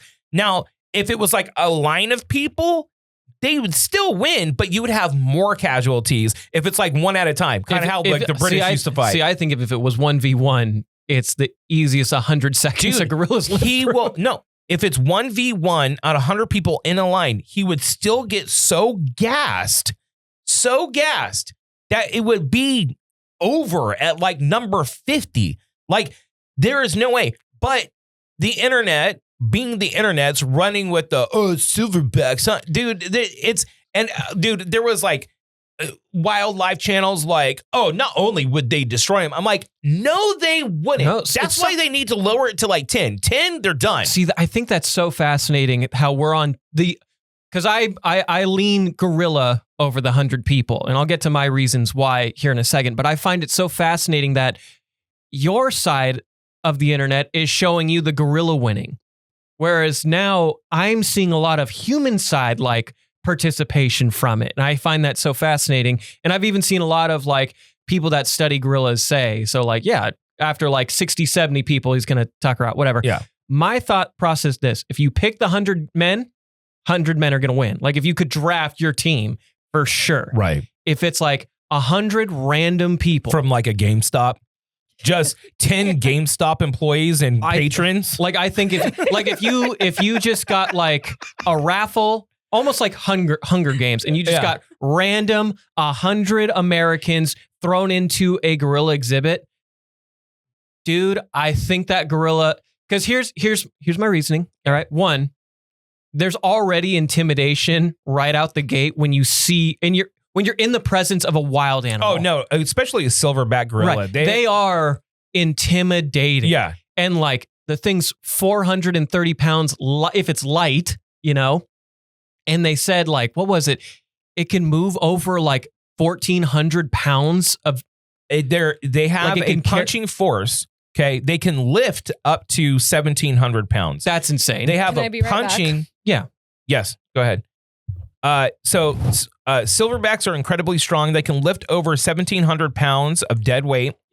Like But- that's insane. But they're okay. But here's the problem: the muscle composition. Gorillas have higher proportion of fast twitch muscle fibers, Mhm. which are better suited for short bursts of strength. Right. While But I mean, like- humans have slow twitch fibers for endurance. Right. But I mean, like, if a gorilla wanted to, it could just do this. And like, guy's dead. No. And then like its bite force, and we've No. The bite force. and the is bite force big and their thing. real canines are Yeah. like 13,000 psi, I think. And I think you only need about 100 to break a human bone. Oh no. Like So I mean, like, yes. so I mean, the reason why I lean gorilla is because you would have to have 100 of the most fearless sons of bee stings ever. Or just people that can coordinate with each other and be like, okay, I'm going to run at him this way. You run at him, but we're not going to engage him. We're going to confuse him and tucker him out. I get it, but I mean, like, that first guy, he's gonna die. Oh yeah. no. Arguably one of the most Yeah. gruesome deaths Yeah. a human can have. No. And when you watch somebody die that bad, you're gonna freeze. If you have to though, and then after, and hang on, like you're gonna freeze watching somebody get murdered by a giant animal. All right, that's just normal. And then the next guy goes, and then there's the seed of doubt of like, oh, I'm probably not surviving if I'm a part of the distraction Right. team. And then the guy, like the strike force, if you wanted. A gorilla's skull is so thick, it's protected from bludgeoning damage. And these are barehanded humans. You would have to do what you said and try and like dogpile them, but they can lift so much. That first dogpile is probably getting thrown off. well, yes, no. I just feel if like 10 people piled on him, I mean, he's pinned. It would if you got 10 people to like just jump on him at once, he's gonna be pinned. He can struggle and lift 1,700 pounds, so that's about 10 humans, like normal 180 and that's pound dead humans. weight. And that's dead weight. So if you're leveraging your weight on him, I think like 6 or 7 people can probably pin him down if Oh, you're leveraging your weight. I think you would need at least 30 to keep this thing down. But my point is, that's not the question. The question is, could he do it? And the answer is undoubtedly no. I think he could. I think the ridiculous nature of not taking 10 seconds to think about this, like, oh, wait a minute, we have superior intellect. If we coordinated and we tuckered him out, we got his endurance down, and then we struck this way and did that. Like, we would figure this out in a life and death situation. Now, would there be casualties? Absolutely. Like, the gorilla would get his in, but the gorilla would be done. Now, if it was 10 gorillas versus 100, I don't know. No shot. If it's 10 gorillas coordinating with each other, like 10 silverback gorillas, I would think maybe that's a fairer fight. I think that's GG's. I think even 5 wouldn't be fair. And I'm telling you, I think one gorilla could take out easily 20 people. But Elliott, my point is that is a better question if you're really trying to ponder the question. The uneven odds of 100 men, even if it's randos, dude, you have to be able to endure it all. And even just the simple act of bashing someone into the ground would start to tucker you out, dude. That gorilla would be done by like number 20, number 22, 23. They're done, dude. I just lean on, and this is just from my perspective of life, all right? I know there are a lot of brave men and women in this world. A lot of them serve for our military, and we're forever thankful. The people, first responders, forever thankful. You guys are brave, truly brave people. I don't think normal people are brave when a silverback is ripping somebody's head off. Like, I think even with 100, and you're thinking like, yeah, okay, there's going to be hopefully I'm not one of the few casualties, like, ha, ha, ha. Hopefully it's that guy over there. And then Frank gets ripped in half. And when you're seeing somebody get disemboweled by a gorilla, you're going to be thinking, oh. Yeah, but it's a life and death situation. You're going to have to rise to the occasion because you're dead anyways. But I mean, so I just don't. And the adrenaline dump that you'll get, it's almost, it's a nonsensical thing it's a clear misunderstanding of biology, how bodies work, what happens when you get into a fight. Well, there are people that will freeze. Yeah, but if there's like 7 of them that freeze, there's still 93 people there that are like, I'm going to die if we don't do something about this. I think fight or flight would be more like fight if it was like fighting another human, like the Colosseums, if you wanted, like gladiators. Okay, it's fight or flight. It's just a guy. Got to take him out. Scoot up. Nature is so unrelentless, and it is so black and white. There's the dominant creature, and then there is not. And in their world, we are not the dominant creature. Okay. Well, technically we are because we're humans and we have guns and stuff. But we're barehanded in this situation. I know, but I'm saying but in reality, like in an actual world, we are the we're the But if you were in I don't know, wherever they are in Africa or you're sick. You need to rub it up. I feel like a fly when I do this. Hold on, let's go to Forbes magazine. Okay, this is from Forbes online. Poses the question, would 100 men or one gorilla win in a fight? Here's what the experts say about the viral question. Mm-hmm. Okay, this is verbatim what Forbes magazine at Forbes.com said. Social media users are fiercely debating who would win in a hypothetical matchup, one gorilla, 100 men. And although experts agree one gorilla is clearly stronger than one man, the sheer numbers of the fight would likely leave the gorilla at a major disadvantage. Okay, it says that key facts, a gorilla would come to the fight boasting more physical strength, much stronger jaw muscles, and thick skin. That is tough to penetrate. Tara Stoinski, president and CEO of Chief Science Officer for the Diane Fossey Gorilla Fund, told Forbes, adding even if the men win, they probably wouldn't walk away alive. It says adult male gorillas, but see, that's not accurate. Adult male gorillas, known as silverbacks, can weigh more than 400 pounds, estimated to be about 4 to 10 times stronger than a human. Okay. It's just an issue of sheer numbers, Stoinski said, adding that the human capability to strategize, coordinate, multitask would lend an advantage the gorilla may not be able to overcome if it were surrounded by all angles. Stoinski said gorillas are typically calm and known as gentle giants, citing their family-oriented nature, but would fight back to defend their family if cornered. Their size and strength is for a reason. But Stacy Rosenbaum, an assistant professor of anthropology at the University of Michigan, where she teaches about primate behavior, told Forbes an additional problem the gorilla may face, it would certainly get too tired and probably fairly quickly because gorillas are not endurance athletes the way humans are.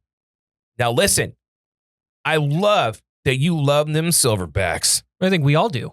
We all do. And it's fun if you watching when I was doing some of this research, looking at the YouTube videos of like them go like it's cute.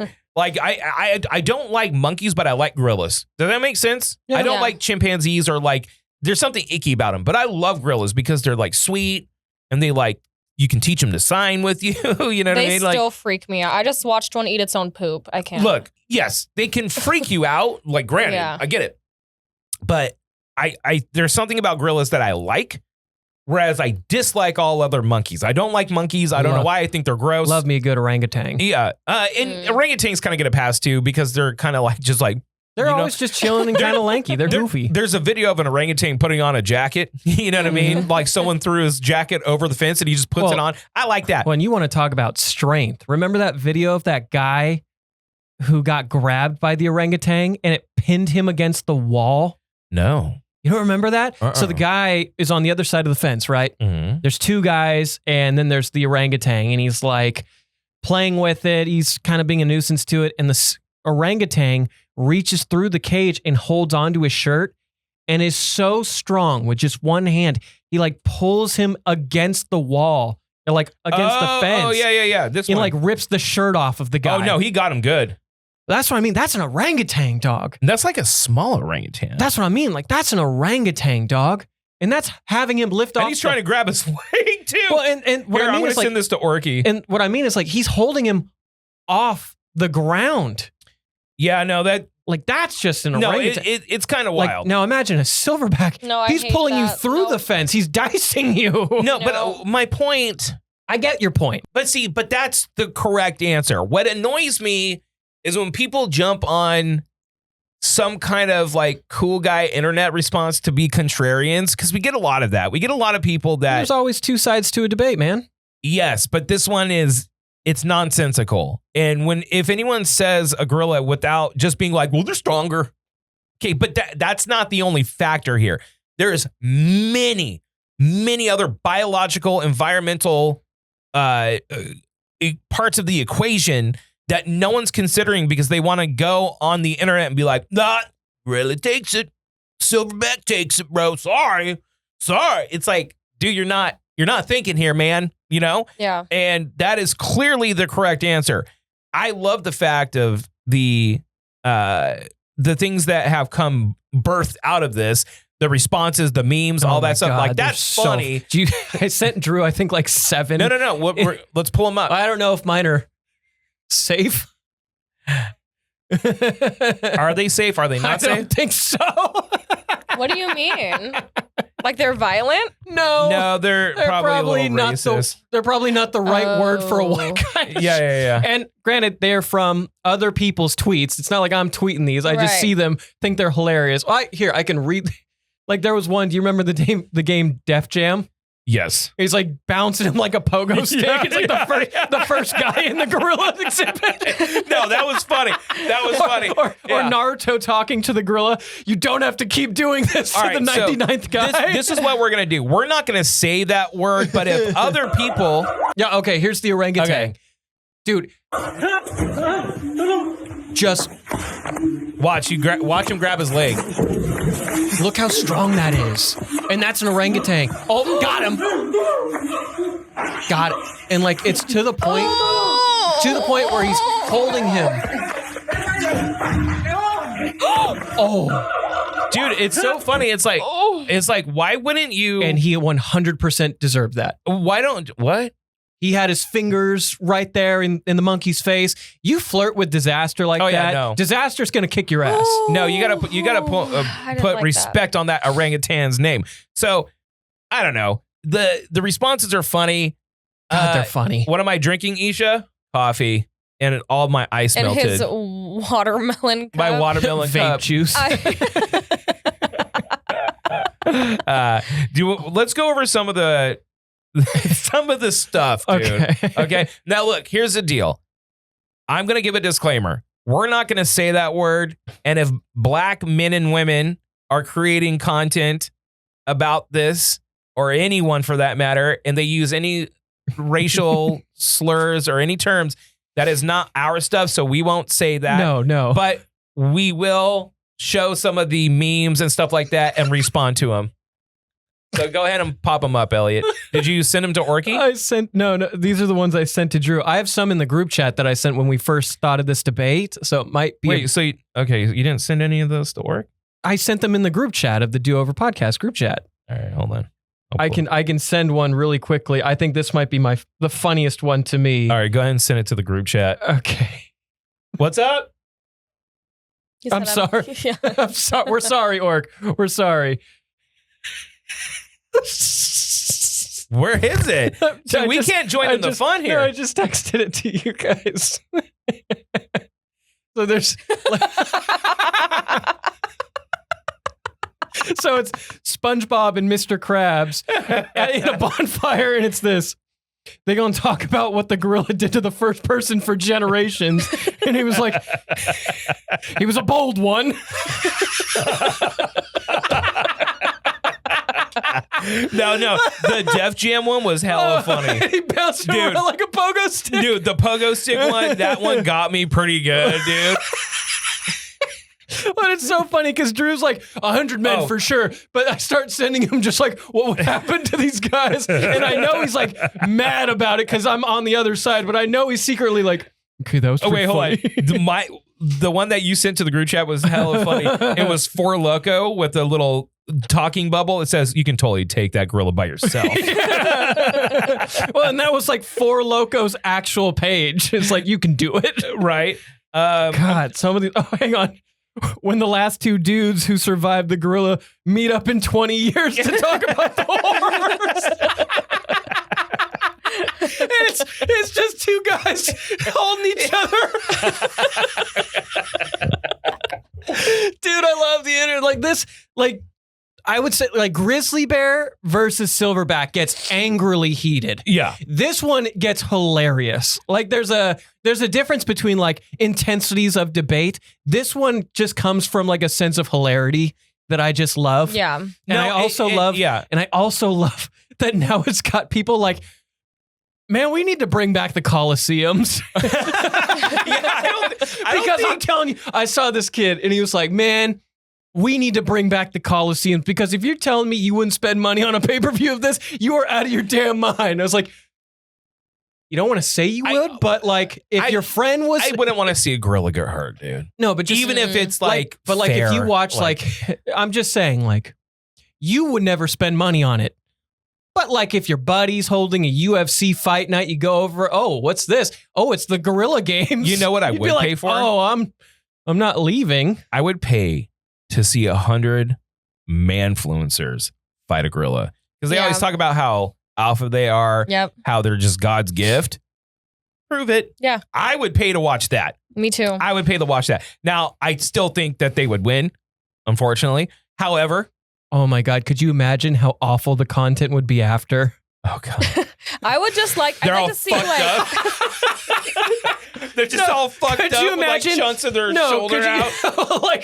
like one of them, like 50 of them are just like dead in a pile. The guy that survived is like, it's because they weren't real alpha like I was. Yeah. That's why I am King Zeta Alpha. Yeah, they were not real men, clearly. So we'll actually put up a couple of like the little memes here in the episode itself so you can see it. But God, they're funny. This did remind me of the Area 51 stuff. The Area 51 is my favorite. That might be the most positive and hilarious crossover event of history. So the Area 51 one was good. And actually, I was never on Twitter ever and still hardly am at all. I just basically tweet at Maximilian Dude. Check his stuff out. Love him. When something funny happens, I'll like say something, shoot it out. Or retweet something. Yeah, that's funny. I don't really use Twitter Mine's a lot. just for like sports updates. Survivor fans are crazy active on Twitter. Yeah. So I was on Twitter randomly when Trump tweeted out Kafefi. Now, this is not a political thing, so don't get shitty with me. I loved Kofifi. Kofifi was amazing. Twitter went buck, dude. And there was like people, the great wizard Kafefe, I have been summoned. And there was like accounts, dude. And it was just like, it was the funniest goddamn thing. Like that whole run. And yes, it was over in a blink of an eye. But I mean, like that, like 1 to 2 day thing was the funniest shit that I've seen online in a long, long time, Have dude. you seen the trend on TikTok right now that's like, I'm so hungry I could eat, and then someone says like a random person's name? You talked about this last week, and neither of us found it funny at all. I can't stop. She didn't. She showed talked it to about us. it to We didn't you talk guys. about it. I didn't talk okay. about I thought it. okay because I remember you bringing it up, and like Drew and I were both like, shout out Tobias. Yeah, we shouted out. Tobias was the name of the episode last week. So, when internet's like this is like the good shit. This is the stuff that I like. I still think it annoys the piss out of me when people say the gorilla would win, because I'm like, dude, no, it wouldn't. I just if it was like, I would say if it was 50 men, I would really have to think about it. I would really have to think about it. I think, but 100, no. See, I think 50 is a wrap, because I think after like 30 of them go, the other 20 are gonna panic. I would. I'd run the other way so dude, fast. I would panic at 100 men. But that's what I mean. But I'd be like, fuck this. I know, but just think it like 50 and you're number 45. You're like, yeah, yeah, guys, we got this. We're going to take it. Man, that first 10 went down fast. Yeah. Man, okay, that's fine. Hey, we still got men. Was that number 20's arm just now? Yeah, Okay. Jerry's brains is all over the floor, man. Wait, is 33 getting used as a weapon against 40? Wait, it's my turn? No. Like, yeah. Dude. Yeah, I know. So there you go. I think that the silverback would get got, but he would take out a lot on the way out. Okay. We'll put up some stuff and links to things, and we'll put incels or nothing. Me disguised to be a gorilla after the gorilla's done killing 99 of us, and he's on his force. Yeah, see, like that shit's great. Okay, I love that shit. And make sure you get those over to Orky. I know. Okay. Me after the first dude's jaws hanging off his skin.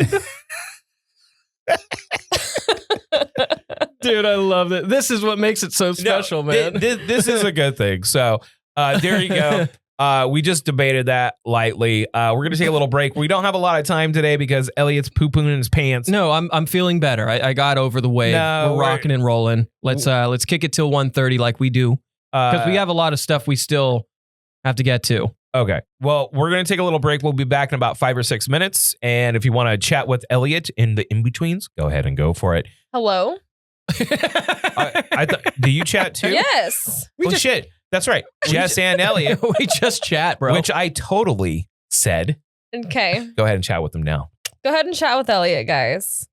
All right, it's here. I hate to be the bearer of bad news, but it's about to get hot in the Central Valley. So how are we going to survive? I got some steps for you. 1, tan. You don't want to look pasty. 2, make sure you wear lighter clothes. And 3, make sure you have comfortable feet. Let them doggies breathe. So that means you have to go to Brown Shoe Fit Co. in downtown Visalia, right in the corner of Main and Locust, and ask for Josh. He's going to sit you down. He's going to give you that customer service that you cannot get ordering things on a phone, and know your budget, know your needs, and get you the exact right thing. Josh knew I had really bad foot pain. He got me some Hokas, and no joke, my foot pain's gone. Brown Shoe Fit Co. is a big time supporter of the Do Over podcast, so we support them, and you should as well. Again, downtown Visalia, tell them that the Do Over sent you.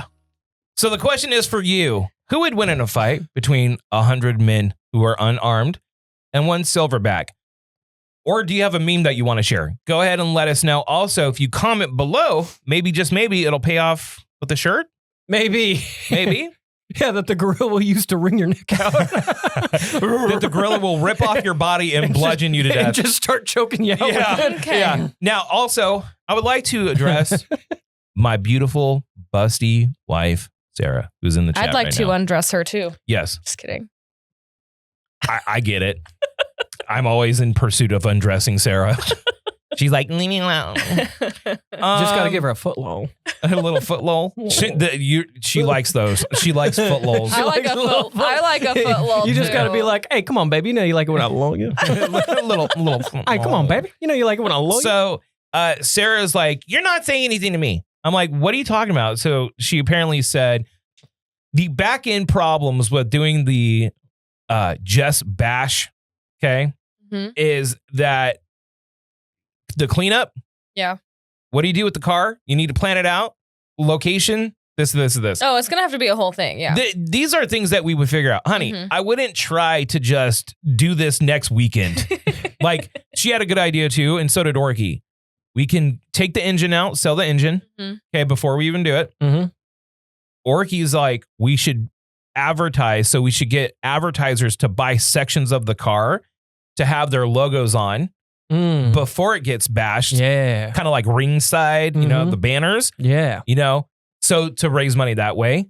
I think this is a great idea. This is the idea that we came up with that I was so excited The about. idea that got us fired. And it got us fired. Okay. I don't think that idea got us fired. No, they'd been plotting for a minute. Yeah, they were plotting. Which funny. I'm not going to go into it. Nah. I'm not going to go into it, but no reason the to. funny thing is, I'm going to say something. Orky said I should say something. How do I put this? I'm going to think about how I do this, not to piss people off. I've gotten feedback from some of our advertisers and people are like close to it. And all I want to say is, thank you for your support. because Yeah. We love everybody And that it's- supports us. and it's funny because it's unsolicited from us. It's just people coming to me and be like, dude, and like laughing. So, hey, you know what? We're having fun here. Yep. We're having a good time. We do this because we have a good time, even though Elliott thinks he's never going to get a real job because of his involvement with the Do Over podcast. I'm a real boy. I love the fact that we are pushing up on 100,000 streams on all of our platforms. I think we passed 100,000 like a week Very ago. Cool. Very cool. All platforms excluding Instagram.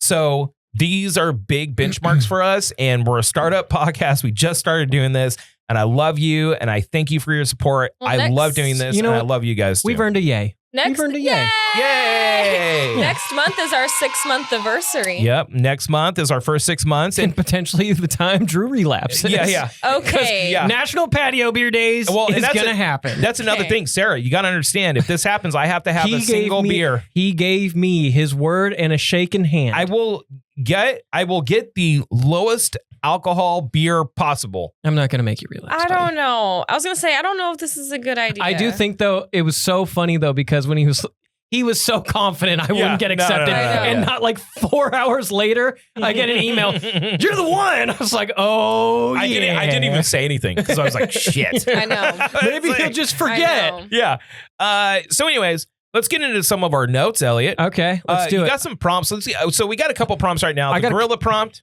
Okay. Would Oh. you bash Jess's car? Okay. Mhm. Did we already do? I think we already did this one. Best song from a movie soundtrack. I think we did that one Mhm. already. I think you did that in the chat. No, I think we did that last Did week. we? Yeah. Okay. Okay. What about drag names? You guys want to go over our drag names because we've been trying to get a drag queen to come in for an interview. Yeah. We've reached out. I can get one. I've reached out to some Can people. you? Lady Orc, and bless her heart, she said she's doing the super sleuthing and helping us find a Okay. drag queen to come in. Well, if Jess can do it, I went to church with one. can you get them to come in? church. Yeah. Okay. But yeah, I mean, I've been wanting this interview forever. I feel. I think it's such an interesting interview, and I can't wait for a drag brunch. What would your drag name be? So I thought about it, and I have it. I don't know if you guys have thought of yours. Mm-hmm. Yeah, I got mine. Mine is going to be Jelly Belly, and I'll always wear a crop top. So your belly will be exposed? Yeah, I'll be Jelly Belly Okay, what would because that's like fun and that's cute So, wait. and that's like if you're already a girl, do you just I can have dress a drag name. but dress in like drag attire? Well, drag Like, drag or do you makeup just- is very specific. Yeah. So like I could do it's very bombastic. I could do drag makeup. There are a lot of women that do drag makeup. fucking what's her name? Roan or whatever. She Chapel Roan or Yeah. whatever. Yeah, she's really good at it. yeah. And she's also annoying as shit. I'm not a fan of hers No. either. I don't think her music's that great either. So I don't understand why she became so I popular. don't get the hype. Yeah. I think here's the thing, and this is a bigger question. So we're going to get back to the prompt, but I just need to say this because it is relevant. I understand when people make it big and it's not my taste. I get it. What I don't understand is mumble rap and how big it is, but whatever. Fine. She cashed in on the drag scene, dresses like a drag queen, is just a straight white woman. Okay. And that's fine. I'm not going to say that's a problem at all, especially if like the drag community embraces her. Mhm. What she has said publicly about politics is real shit. She Mhm. says, guys, yes, this is a problem, but yes, these are other problems. What annoys me is that she keeps on going back and trying to like explain herself. And I'm like, stop. Yeah, like enough is enough, babe. Just don't. You Drop said it. what you need to say. Yeah. The internet's the internet. You could be like, here's a picture of a cute cat. And there's 50 people in the comments like, fuck that cat. Yeah. How dare you take pictures of cats? That's abuse to cats by taking pictures of. Okay. That'd be Chapel. Like- Yeah, this is crazy, dude. Yeah.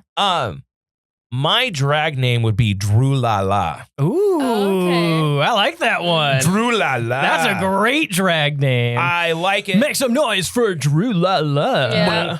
And I'll just go sing Gloria Gaynor's I Will Survive. Yeah. Oh, da, da, da.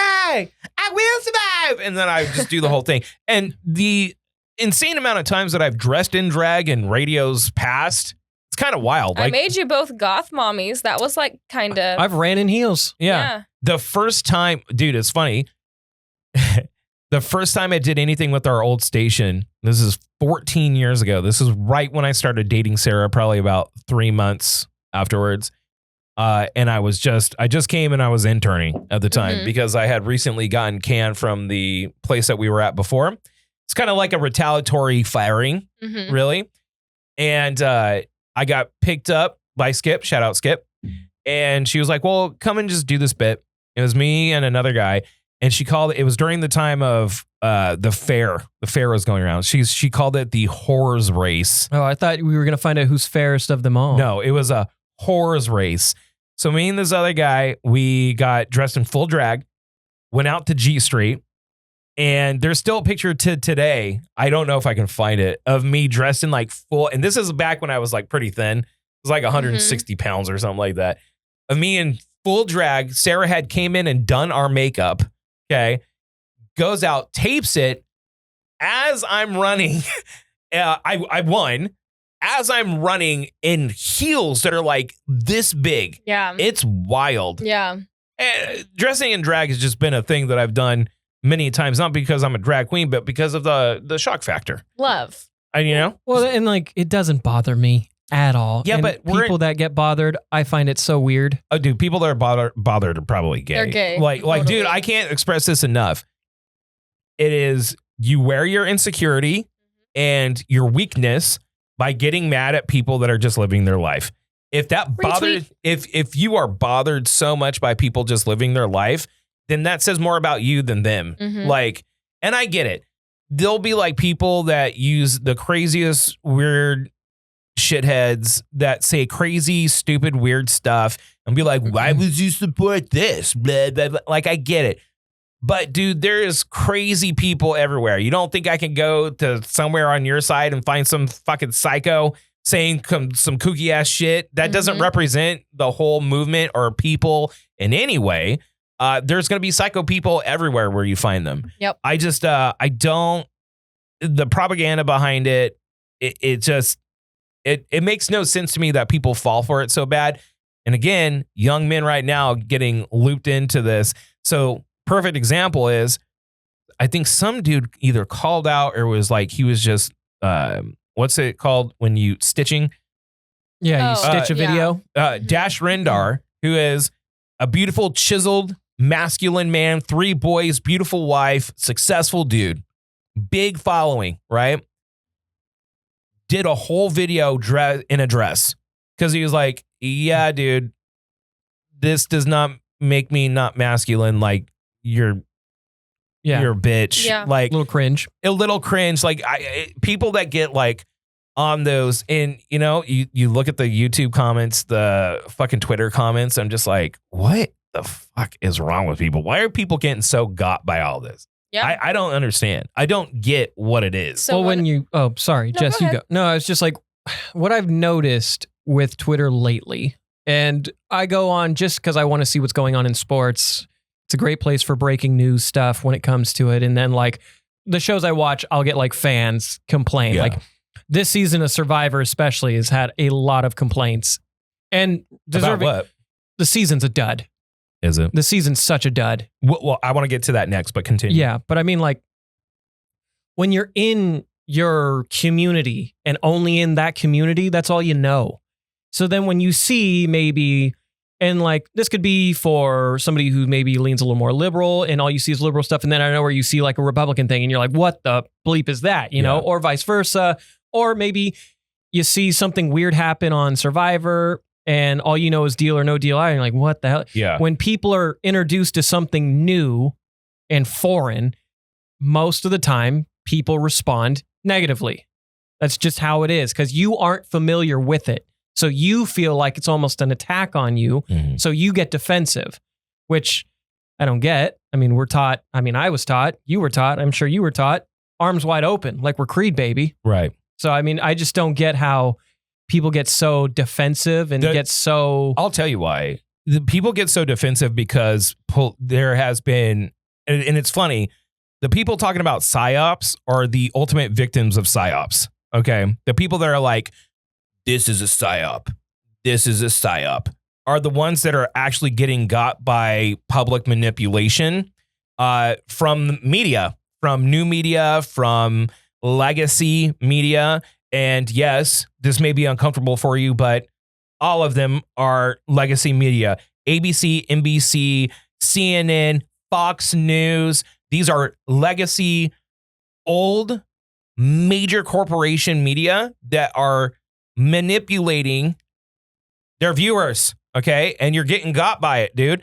People wrap their identity. It's kind of like people that wrap their identity into their Christianity or their religion. If you attack that religion, most people get really fucking fucked over that. They're like, ugh, you know what I mean? Like people get really, really upset because it's so intrinsic to their belief system, to their... It's their faith. It's their life. The American patriotism, and I use it like this because the so-called patriots lately have been co-signing some very un-American shit, have a tendency to make their political beliefs their religion. So now their identity is wrapped into the cult-like, am I a part of the crowd? And before you start, there's two extreme groups here, and there's the majority of America. Majority of America is right about here. Okay. They either lean a little bit one way. It's the old hitch dance. Yeah. Keep it here. They lean a little bit this way. They lean a little bit that way. But for the most part, they're nuanced individuals. The loud people are over here. And these are the loudest, most prevalent people. And they are manipulating. They're gaslighting. They're straight up lying in order to gain money from your de-education of reality. And it's fucking crazy to me that so many people are falling for this. It's so crazy to me that just because you, like, if you like a politician, which I've never, like, been so into a politician, I'm wearing fucking shirts and I think if you're shit. wearing any politician's shirt, merch, whatever, I think you're a weirdo. Yeah, like, no, I'm sorry. No, you got fucking I'm sorry. Unless it's one of those like parody president portraits where it's like they're riding a dinosaur with an AK-47 and like Jesus is back there or something. That's funny. Yeah, that's funny. It's still a little weird, but it's funny. If you like either a president or a politician so much, you cannot question what they're doing or publicly be like, hey, man, I voted for you, but this is not right, kind of a thing. If you can't do that, you got. I mean, you got the fucking Kool-Aid injection, bro. Well, and that's even with like friends. You know, like just think if you had a friend that you couldn't speak to because you were afraid of retaliation from a friend. That's not a friend. No. That's not somebody who supports you. No. You know, so like think of it that way. If these people are for your betterment, but then when you call them out in constructive criticism and they like immediately annex you. Yeah, like that's not a good person. No. and that's the funny, and I think that's a big difference with the two. You have the left has a tendency to be over ideological in a sense of it's so individual that it's hard for them to agree on everything. Right? The right has a tendency to, hey, if you're here for the cause, you're good. Even if we're from way different places, have way different belief structures. They're going to get it done. They're going to get stuff done. As long as if you support this, you're in the crowd. And this is where they excel because their community is a little bit more tight-knit because they are more accepting than the left. I've found that the left is kind of like, and they both do the same thing. If my conversation with James is a perfect example. If I'm like, James, I agree with a lot of what you say. However, I'm big on 2A. I think everyone has a right to arm themselves to protect themselves. Well, then automatically I'm out. Yeah. You're fucked.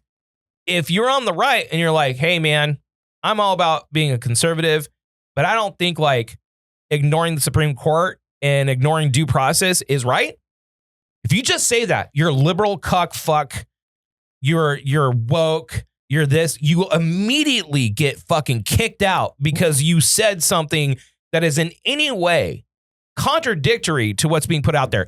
That's bullshit. That is not the American way. We are to not only complain, but also it's supposed to be us in control, not them. We elect them to lead. But we are the ones that are supposed to be questioning their decisions. We're the ones supposed to put them on notice, if at all. And that divide, that money divide, the political divide that we're getting is a psyop. It is specifically structured to keep you fighting with your fucking neighbors instead of paying attention to what the fuck everyone is doing. When your neighbors are probably struggling just as much as you are. Yeah. Like at the end of the day, like you're living next to them. They're probably in the same tax bracket as you.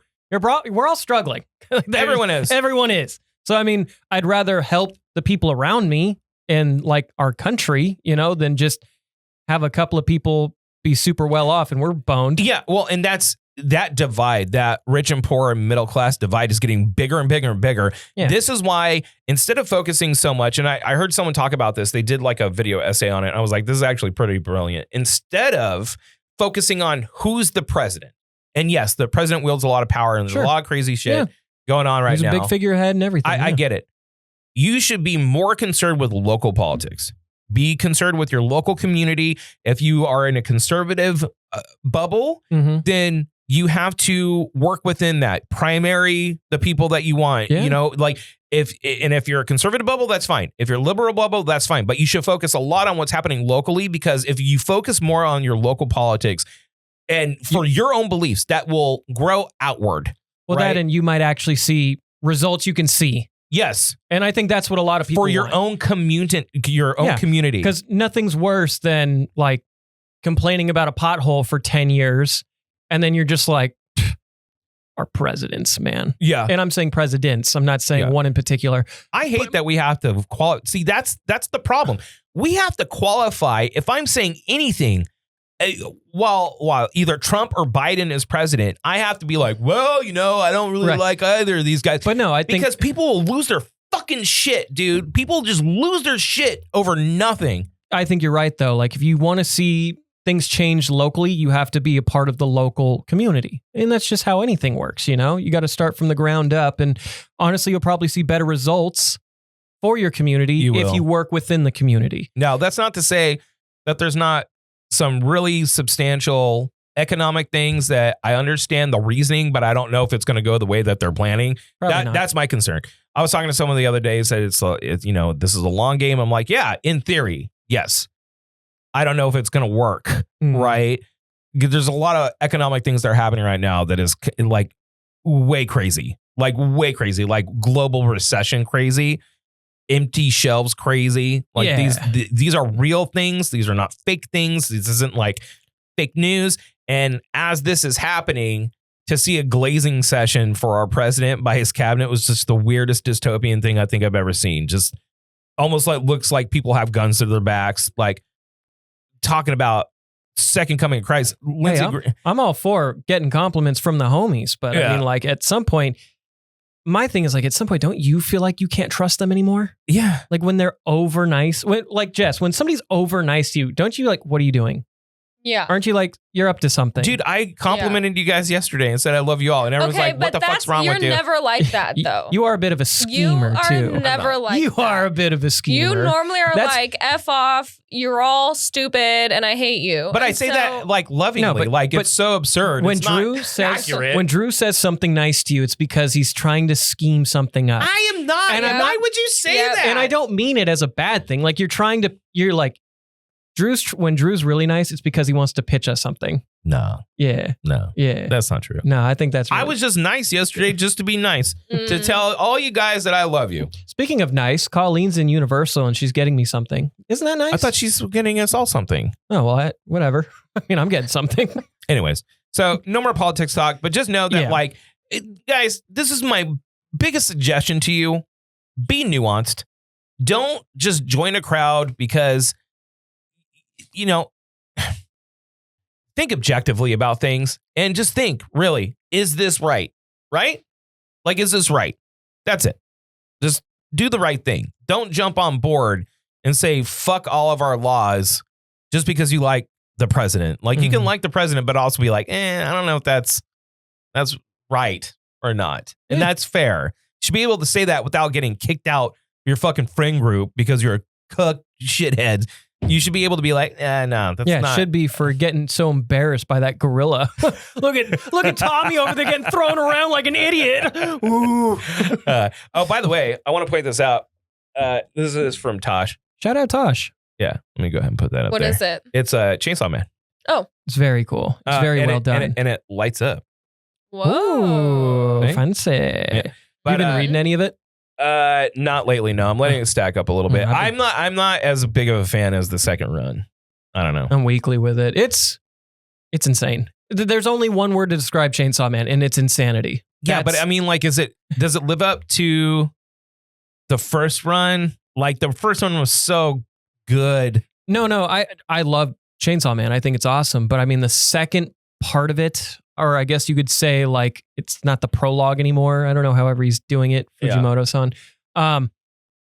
It is just so unhinged. Yeah. Like, if you thought the first part of it was unhinged, you don't know Chainsaw Man. This Really? stuff is psycho. In a good way, a weird way, and also like a way. And also, just give Denji a hug, brother. Yeah, that's Like, all he wants. He just wants a hug. He's just gone through enough, man. Leave my boy Denji alone. So, Jess, Yeah. Hi. you there? God, that Let's was talk- awful. I'm sorry. I don't typically get political either, but it's just been... I just think that, like, if we're gonna have any kind of platform, doesn't matter if there's 10 people or 10 million people, you have to just be like, stop getting got by these people. That's it. And Stop also- getting got. And also, we need to follow Jasper's way of life, and just we need to give cat femboys more love too. Yeah, cat So shout, fanboys. shout out to the cat femboys. Yeah. Meow. No, they do the nya. Meow. Meow. God. Ooh woo. Ooh, woo. Now, Jess, What are Yeah. your thoughts on cat femboys? I'm sure she loves them. I've got all kinds of things I can say about cat femboys. Please take it I'm away. like, she's dating a cat fanboy. Yeah. Nya. Literally. Hello. Ooh woo. Jess, Ooh. can you tell us about your shirt? Yeah. Yeah, what- It's the what- Schmidt family reunion shirt. Why did they just put like a flyer on a They shirt? put an You can't essay. even read it. What They is wrote that? the whole lore of the Schmidt family. This one is from early 90s. And it starts with Barney Becker and Adina Matilda Schmidt.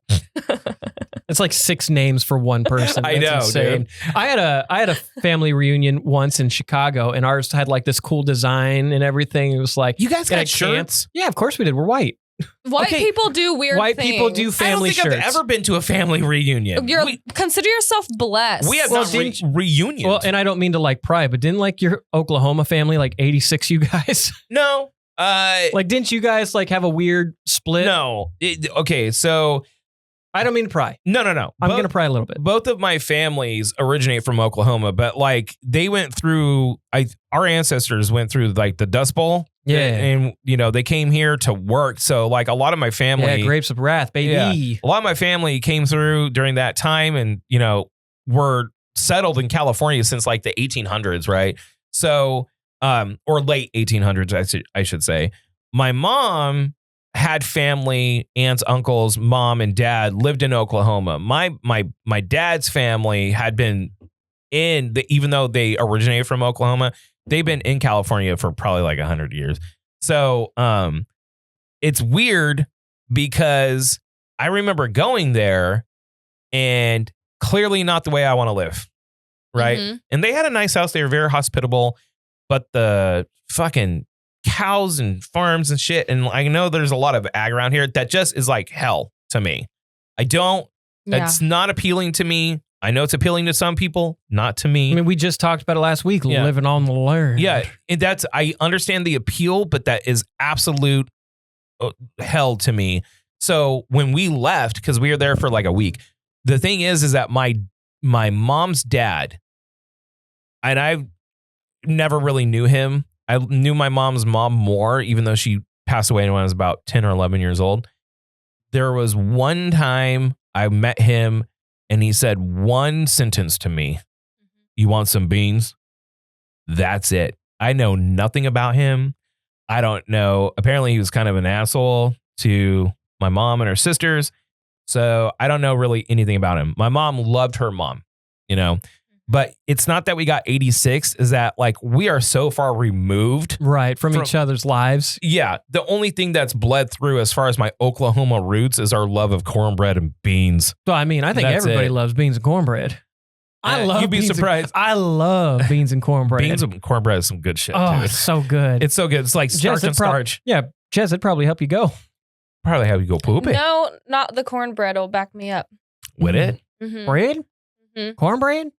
But this is my Mennonite family. So Hold on. Jess, you sent a picture of your uncle. that's not the I know it's the Mennonite other. side. I know it's the Yeah. other side.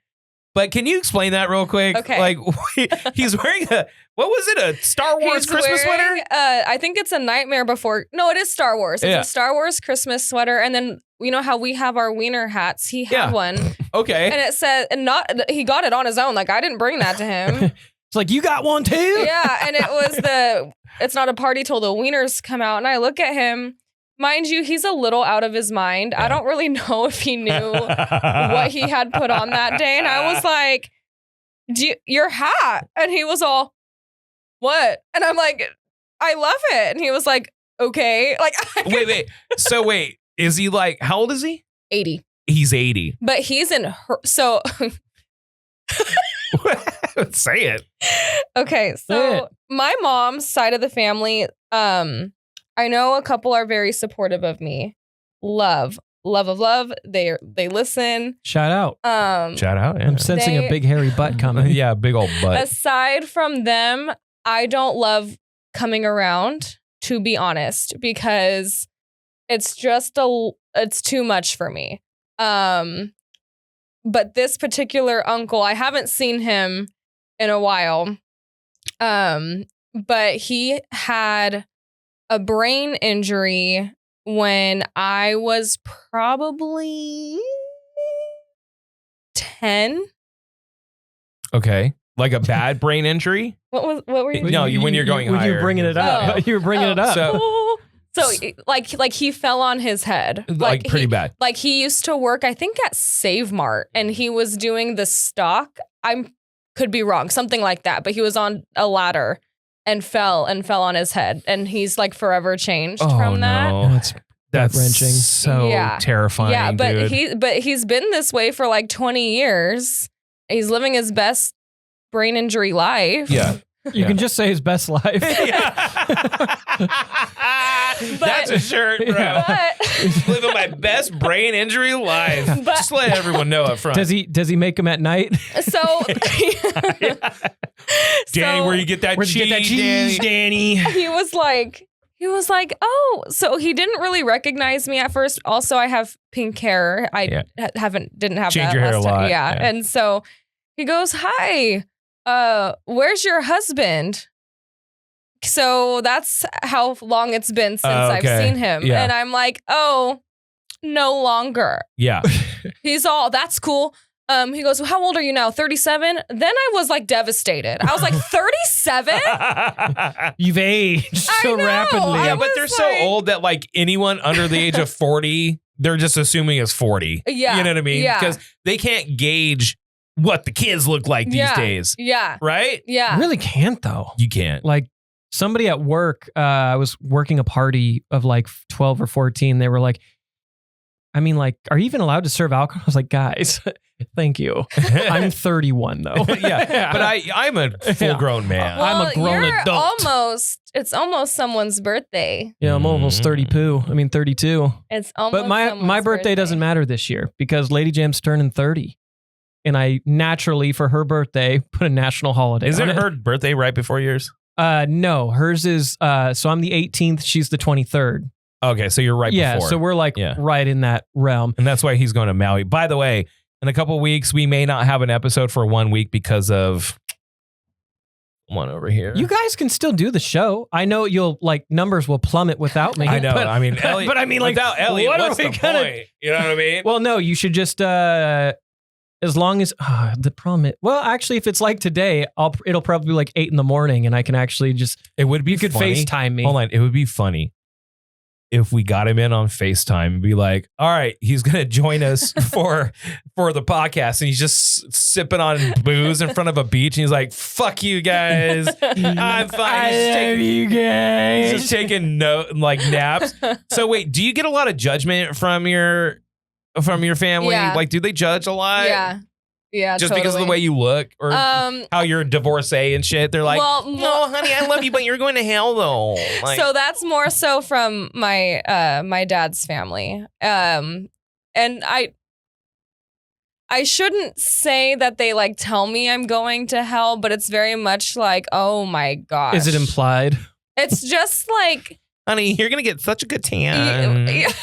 You're never going to be cold ever again. So like on Easter, Silky's mom asked me, she's like, oh, did you dye your hair again? Because it's like faded a little bit. And I was like, no, not again. I'm like, and they were coming to my parents' house. And I was like, wait till you see my grandma's reaction. Because she hadn't seen it yet. Right. I'm like, just wait. And she goes, okay.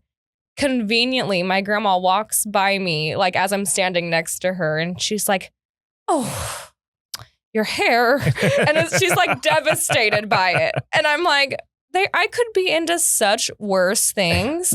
But Yeah, you could have green hair. But what's funny is there's always been just a little bit of a silent competition between both my grandmas. And now that I don't have either of my grandpas, it's like there's no buffer. So it's just both grandmas. I'm the star grandchild, believe it or not, because I'm the only girl. Right. Like they don't care as much about my brother. But then it means it's like they're playing tug of war with me, right? So one grandma is like so devastated that I look like this. When we were going to my grandpa's funeral, she was like, please wear sleeves. Like, oh, God. And my mom was like, you don't wear sleeves. Like, and I'm like, okay, it's fine. Like she gets a pass today. It's fine. My other grandma, my mom's mom, used to be like that, but now is like, your tattoos are so pretty. So she's trying to gain favor. She's winning you over, huh? She's trying to gain favor. She's like, here's a butterscotch ripple. Yeah. Oh, boy. Like she said something out on Easter. She's like, well, I think your pink hair is so pretty. And I'm like, girl, you're so full of it. Oh, look at you. I know you lying, but keep going. Yeah. You know? So I don't know. I am definitely like, on my mom's side of the family, my cousins have like a few tattoos like hidden. Mm-hmm. I look so crazy compared to like everybody. I am definitely the tattooed person in my whole family. Yeah. Like brothers, sisters. Amy has like a little tattoo on her foot. Yeah. But like I'm clearly... You're the tattoo guy. I am the tattooed person in my whole family, all my cousins. Yep. You know, all the extended family, there's really no one else tattooed like me. Period. Yeah. Like that's it. It's Me just too. me. But all right. Now I think I understand a little bit more. Little Schmidt lore. Elliott comes from the English side of things, so they're also bean fanatics out there. Mhm. They're all about them beans. Well, I mean, I've got some like Heinz British baked beans at the house, but I haven't been able to eat them, and I'm just looking at them. I'm just That's fixed on them. sick. You just eat them? No, you on don't- toast. No, you put it on toast. You do butter toast, beans on top, and then you have like eggs, bacon, stuff like that. Oh, English breakfast is not my favorite, but I don't like the. That I don't really like how they. actually made me nauseous. I don't like the tomatoes, and she's I don't like, your culture disgusts me. and I don't like how they prep the mushrooms. They're like whole mushrooms. Mhm. Hate that. But I mean, get some good cooked eggs, some bacon or some sausage, You know and what then my some prob- beans on toast. I'll tell you what my fucking... This is my problem. This is You my really want to problem. know what grinds his gears? No. I'll give you the problem with English breakfast. And it's when they take the tomatoes and they just like heat them up and Yeah, they like sear them and sear then them just and put it. That's disgusting. they do Like, that with the mushrooms Yeah, too. no. They just pop them. Give me I need diced mushrooms. if you cook tomatoes, it needs to be a marinara. It needs to be like a gravy. I can It get with needs that. to be like the marinara gravy. It cannot be just like Hey, cooked how's the gravy? tomato. That's gross. That's disgusting. It's like you just heat it through. What's the point, dude? I don't like tomato though, so I'm not a big tomato guy either, but Yeah. no. But also, Shurganator bot. That sounds pretty good. What does? Cooked tomatoes? Gross. no, I think he means that my British breakfast because everything I cook is too. I think he's won the cool family prize though. Because dude, I you hold- got an Uncle Wayne. You have I do have. you an have Uncle Terry. Wayne. Terry. You have Uncle Terry, and they're all like British. So you get to go to like Europe and Yeah. England Yeah, to go there's- see him, or Australia. Like there's- that's cool, There's dude. Shelley and Auntie Glenda. You know, they're Elliott and Lewis. Who Elliott is essentially just British George Clooney. Yeah. It's So so. his It's so. is that his it's uncle? so- Is that your uncle? It's my cousin, my older cousin, there's the youngest- two Elliots. the Yes, youngest, There's two in the family. the youngest of my mom's older sister, Glenda. She had 2 boys, Lewis and Elliott. Both of them handsome young, like not young, handsome gentlemen now. But I get named Elliott, like 15, 16, maybe 20 years apart, right? Elliott now is not only like the guy who works on props and stuff and like sets for Warner Brothers because they live by the Warner Brothers in London where the Harry Potters are filmed and stuff like that. Awesome job. Super cool, right? He looks like a movie star.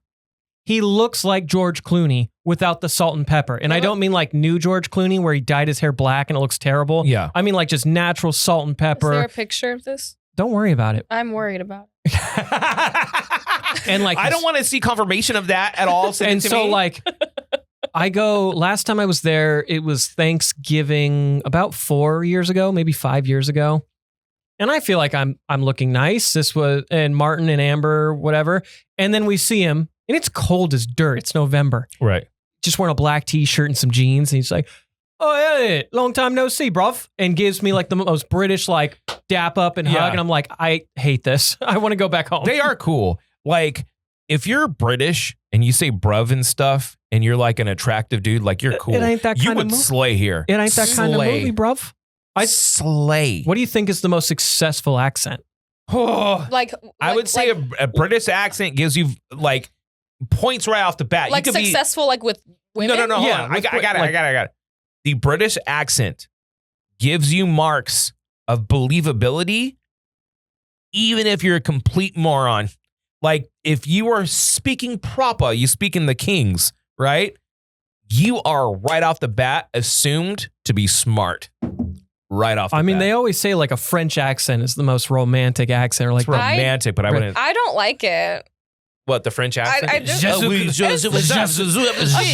I feel like I love you, Jessica. Mon ami. I feel Why don't I take you to the Arc de Triomphe? I feel like I'd be like laughing the whole time. I can't. Wait as I sit outside this balcony with a Smoke cigarette and a baguette. while I have a coffee. I just watched the most like severely Australian woman on TikTok doing hair. She's a hairstylist, and I couldn't understand. You got worms. Yeah, I don't understand the Nars and Ravender. Like when they talk, I'm like, fuck. I know It's she just England, but Southerners. No, she was like, "You're like on that right," and I was like, There's some there's some tease. It's like when Adele, this is pre-skinny Adele, like way back in the day. Yeah. When she was a pretty big girl. And she's like, my name's Adele. I'm a singer-songwriter. And I'm like, writer? Ruh-uh. What? They don't have T's there. I'm like, Cheese what? tie. We're going to take one more break, come back, finish up the pod. Okay, 20 minutes. Do you have an overshare? The do-over share, gray hair, don't care? See what I said? He's the comb over. The he comb said. over. You got a Ooh. comb over? I Share? could probably. I also think have a of one. shower thought that I Okay. know Drew's been thinking about since Yeah. I asked. Yeah, which we'll get to. So you have an overshare? I'll look at my clients I had this week. I'll find. Okay. Overshare, shower thoughts, Mhm. end on a recommendation, and we're going to get right the hell on out. Gross. We'll be back in about 5 or 6 minutes. I took a picture of his poop. Ew. No. When we first got together. Okay. Hey, look at her hair. I know. You're almost a totally different guy. I know. Look. Sam, here's- Sam Rockwell. Here's a picture of me that she calls my meth head picture. That's a little, I wouldn't say meth head, but It's you look, giving meth it's head. giving Kid Rock. I'll say that. It's giving Kid Rock. Look how thin I was, dude. It's giving. I felt so good at that time. Well, hang on. Can I see that picture? You're thin. You kind of got drinking arms, buddy. No. Don't. Wow. Oh. No, I mean, like when people drink a lot of people He store the wishes. like fat in their arms. I don't have any fat in my arm. What You the got- fuck are you talking Do you have about? drinking arms? We call those bingo wings. Bingo wings is crazy. I love that. Orc, the MVP of the episode with bingo wings. Okay. What a win. What a win. All right. Orc at the buzzer with an absolute banger. That's Hold on, wait, hold on. hysterical. Buffalo wings. So the question is for you. for okay. me? No, Oh, for them, Elliot. no. Does this picture of me, a la, what year would it be? 2011. Do I look like I have bingo wings? Look at that guy. A little. Look how much hair I had. Sarah thought she was marrying into this hair. Yeah, she Well, now got duped. No, She got duped. She married duped. into a trip to Turkey. That's Yeah. what she married into. Yeah, Travel. And- Bingo wings is the funniest thing I have ever heard. That's a great line. Shout out. Anyways, we gotta finish up. So first and foremost, Jess, Yeah, give me a story. I couldn't find one. The comb over. But Okay. I can tell one of my favorites from a while back. Okay. Okay. So I tell this story to everybody. So boys, if you've heard it already, just pretend you haven't. You got to intro. This is where Jess shares. Come on over. Come on over, baby. Come on over. Come on over, baby. So what we're doing is talking about crazy stories that Jess has heard while her patrons are in the chair and she's Mhm. doing a little snippy, little color. Go ahead and give us a crazy story. Okay. So this kind of happened to me via my really cray client who I don't know where she is anymore. Hope you're okay, girl. So early on in my career, okay, this is dates back long ago, probably like 10 years ago. Okay. Long ago. And I was desperate for clients and I didn't care who I took, you know, whoever wants to come in, I'm available. Okay. So the first salon I worked, He's like, you'll give me money? What? sit in my chair. Come on, guys. Yeah. So the first salon I worked in was kind of tucked away. And we never really had any walk-ins or anything. So this woman walks in and points to me and says, I want you to do my hair. And I literally was like, cool, like, Yeah. come on over, okay? But I did think, Come on over. Come on over, baby. so I did think that was weird, but again, I needed money.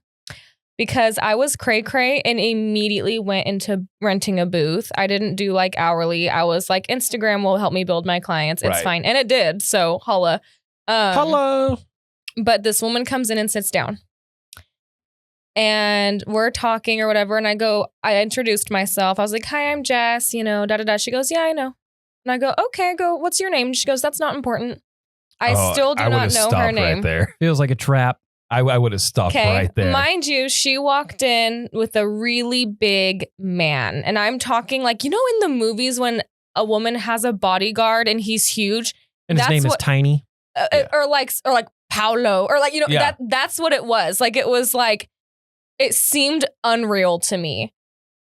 So this woman and I keep talking and I go to the back to mix some more hair color and she follows me back there and she says, I just got my boobs done. And I'm like, period, queen. Like, I bet it's a maze. Yeah. And Jess was like, Jess is like this. Well, so she goes, yeah, look, and shows them to me. that feels like assault. It could have been, but I mean, it technically you is. know, Yeah, so I you're was like, ooh. I'm all, Yeah. She used him as a punching bag. but they did look good. I was like, oh, those are beautiful. And she was like, yeah, do you want some? And I'm like, totally, you know, like, Like, how do you talk your way? Well, I thought we were bantering. Right. I didn't know we were being for real. Like, Right. I'm all, yeah, for sure. She's like, oh my God, perfect. So I go back. I'm still doing her hair. And she goes, do you need a second job? And I already had a second job at the time. I was Right. a receptionist. And Hi, so welcome to Chili's. that is not a receptionist, Dork. That's a hostess. It's a hostess with the mostest. I was at a LASIK eye surgery doctor's office. Thank you. And mind you, this is when I was engaged to the gambler. Yeah. Okay, so I had a ring. Gambler. the The gambler. I am the So- gambler. Yeah. So I had a ring on my finger. I'm bleach blonde. Okay, I have no tattoos. I'm not wearing much makeup. Like, I don't look like me today. And so she goes, how old are you? Like 14, 15? Oh. Weird thing to ask. And- Ooh, especially after you showed her your Yes. knockers and asked if you wanted some. So I'm like, no. I go, well, you have to. And I'm like, I'm not giving her my real age or any Right. info at this point. But I'm like, you have to be at least 18 to get Carry a your license. license. Yeah. And she's like, that's totally fine. You look super young. Oh, no. And I'm like, so what is this job you're talking about? Because Right. now I'm like, It's this beautiful job at an island location. so Yeah. she's, Perv. so she, in so many words, tells me that she is a pimp. And then she goes, how much is your rent here? And I go, $400. She goes, here you go. We don't speak of this again, and dips out. Okay. Years go by, and I'm at that same salon. I was there for like almost 5 years. She comes back. I have black hair. I have some tattoos. Half my head is shaved. I'm not wearing this ring anymore. Mhm. And I look different. And I had also moved to a different station. Right. So she walks in and it's like late at night. And as soon as she walks in, I'm like, oh my God. Like recognize I'm her. like, I'm going to throw up. Like she is going to come attack me. Like I'm Like, like, where my far honey? literally, I'm like, Just what? starts breaking stuff in the that was a loan, bitch. Yeah. Yeah. And she's looking at me and I can tell she's like, Why you look so familiar? yeah. But she goes, is Jasmine here? And I go, I don't know who you're talking about. Did you know at that point she was asking for you? Yeah. Did you know? Oh, yeah. totally. Yeah. But I was like, I don't know. I just started working here. And she goes, really? There's a girl that works at that station, blonde, really cute girl at that station. You don't know where she is? And I'm like, oh, she knows I'm lying. Right. She knows I'm like, I go, yeah, I don't know who you're talking about. I literally just started working here. I made up some name. I'm like, yeah, Right. no, I'm so-and-so. I'm Samantha. Yeah. And she was like, oh, okay, I'll come back a different time. She sends a man. And I don't know how deep you want me to go into this story. Go for it. Okay, so she sends a man. It's not confirmed that she sent him, but I know that she sent him. Right. This is like probably a week later. And it's conveniently on Super Bowl Sunday where there's nobody else Mhm. Yep. but me. And he comes in and I had just finished my client, so I'm by myself. And he's like, Jess? And I'm like, yeah. And he's like, yeah, I want you to cut my hair for my family photos. Have I told you guys this story? No. Oh, okay. And I'm like, okay. Like, I don't really do men's cuts. He's like, I just need like a cleanup. And I'm like, oh, how do you know who I am? Mm-hmm. He goes, Sarah sent me. Sarah, you're going to pick the most basic white name next to Jess that you Mhm. could find. Yeah. Be for real. So I'm like, which one? And he's like, the blonde one. Blonde Sarah's checks out. Sarah doesn't have a last Yeah, yeah. name. She doesn't have a social media. Yeah. Literally, I'm like, all right. So he sits down and he's like telling me about his wife and kids. So naturally, again, I'm like 21. He's like, oh yeah, my wife, my kids. Da, da. So then I start to relax. I'm like, oh, he's married. Mhm. Whatever, you know. He's like, yeah, you know, blah, blah, blah. And walks his wife and children. And you know when there's like those beautiful, gorgeous, like Indian women that look like they came out of like a freaking like Yeah. stunning. Mhm. That was her. And this dude is like a white man that looks like a gangly, nasty. Right. And I'm like, okay, like this doesn't make sense. Some may add up. Yeah. There are two children who are very dark complected. They don't look white to me. They don't look related to him. No, but I'm like, these are my kids and this is my wife. And I'm like, oh, nice to meet you guys. So she's like, thank you so much for helping him. Like, she's like totally in on this, right? They leave and this fool legit tries to sex traffic me. Like, what does he This say? is a real story. So like, so he goes up to you and he's like, hey, would you be interested in some sex trafficking? No, he's probably Because I like, traffic the sex. he'd probably be like, hey, like I really like your rags for your necks. I have one too. It smells weird though. no, literally he came in. Yeah. That's what's so scary though. It's genuinely just Yeah. that. It's just No, he came in also with a duffel bag. And I thought to myself, there's something in there and he's gonna me. Something not right. And so I like finish his haircut and I'm like putting my stuff away and he tries to like take my shirt off. What? And so I like fight back, obviously. And then he goes, oh, okay. And I'm like, leave immediately. And he goes, well, first, here's my card. Run it for any amount of money you want. There's endless money in here. Run it. And I'm like, I ain't touching that damn car. yeah, I'm like, no.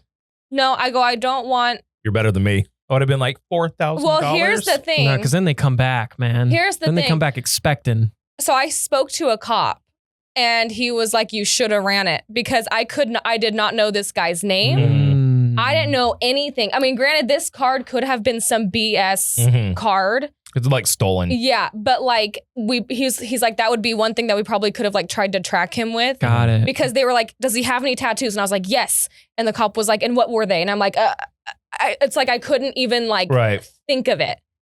But I had told, so anyway, so I'm like, no, I don't, like, you need to leave. So he takes some cash and literally, Elliott, come here.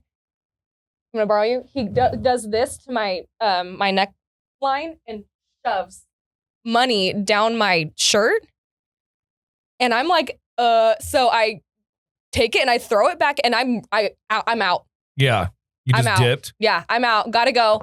And he did end up leaving.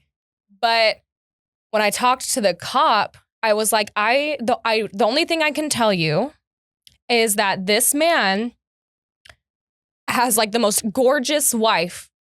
And the guy goes, okay, explain her to me. And I go, she's Indian. She introduced herself to me. I couldn't remember her name, but I was like, but it's like an Indian name. I go, she's stunning. He goes, I'm gonna stop you right there. He goes, that woman is trafficked. He goes, I'm telling you right now. He hired her and her children to be a part of this whole. Then I'm like, oh my God. Like, so if you're ever wondering why I don't do men's cuts, this dates back to years ago. It's totally fair. That's a crazy fucking story. It's nuts. Yeah. And we're going to clip that and have that specifically on YouTube on top of this podcast. I'm going to give you a quick story, because I want to get to a shower thought and we're going to get out. Yeah. So when I was very early on in real estate, okay, I mean like green. I would wear my little casual blazer and do all the quintessential real He'd estate wear a t-shirt things. underneath, put a blazer over in case he had a proper meeting and or dinner. So like, you know, hey, I'm new, I'm getting into this, I need to go network. And, you know, you would get in conversation sometimes in line for coffee. Well, anyways, one time I was in line at a coffee joint.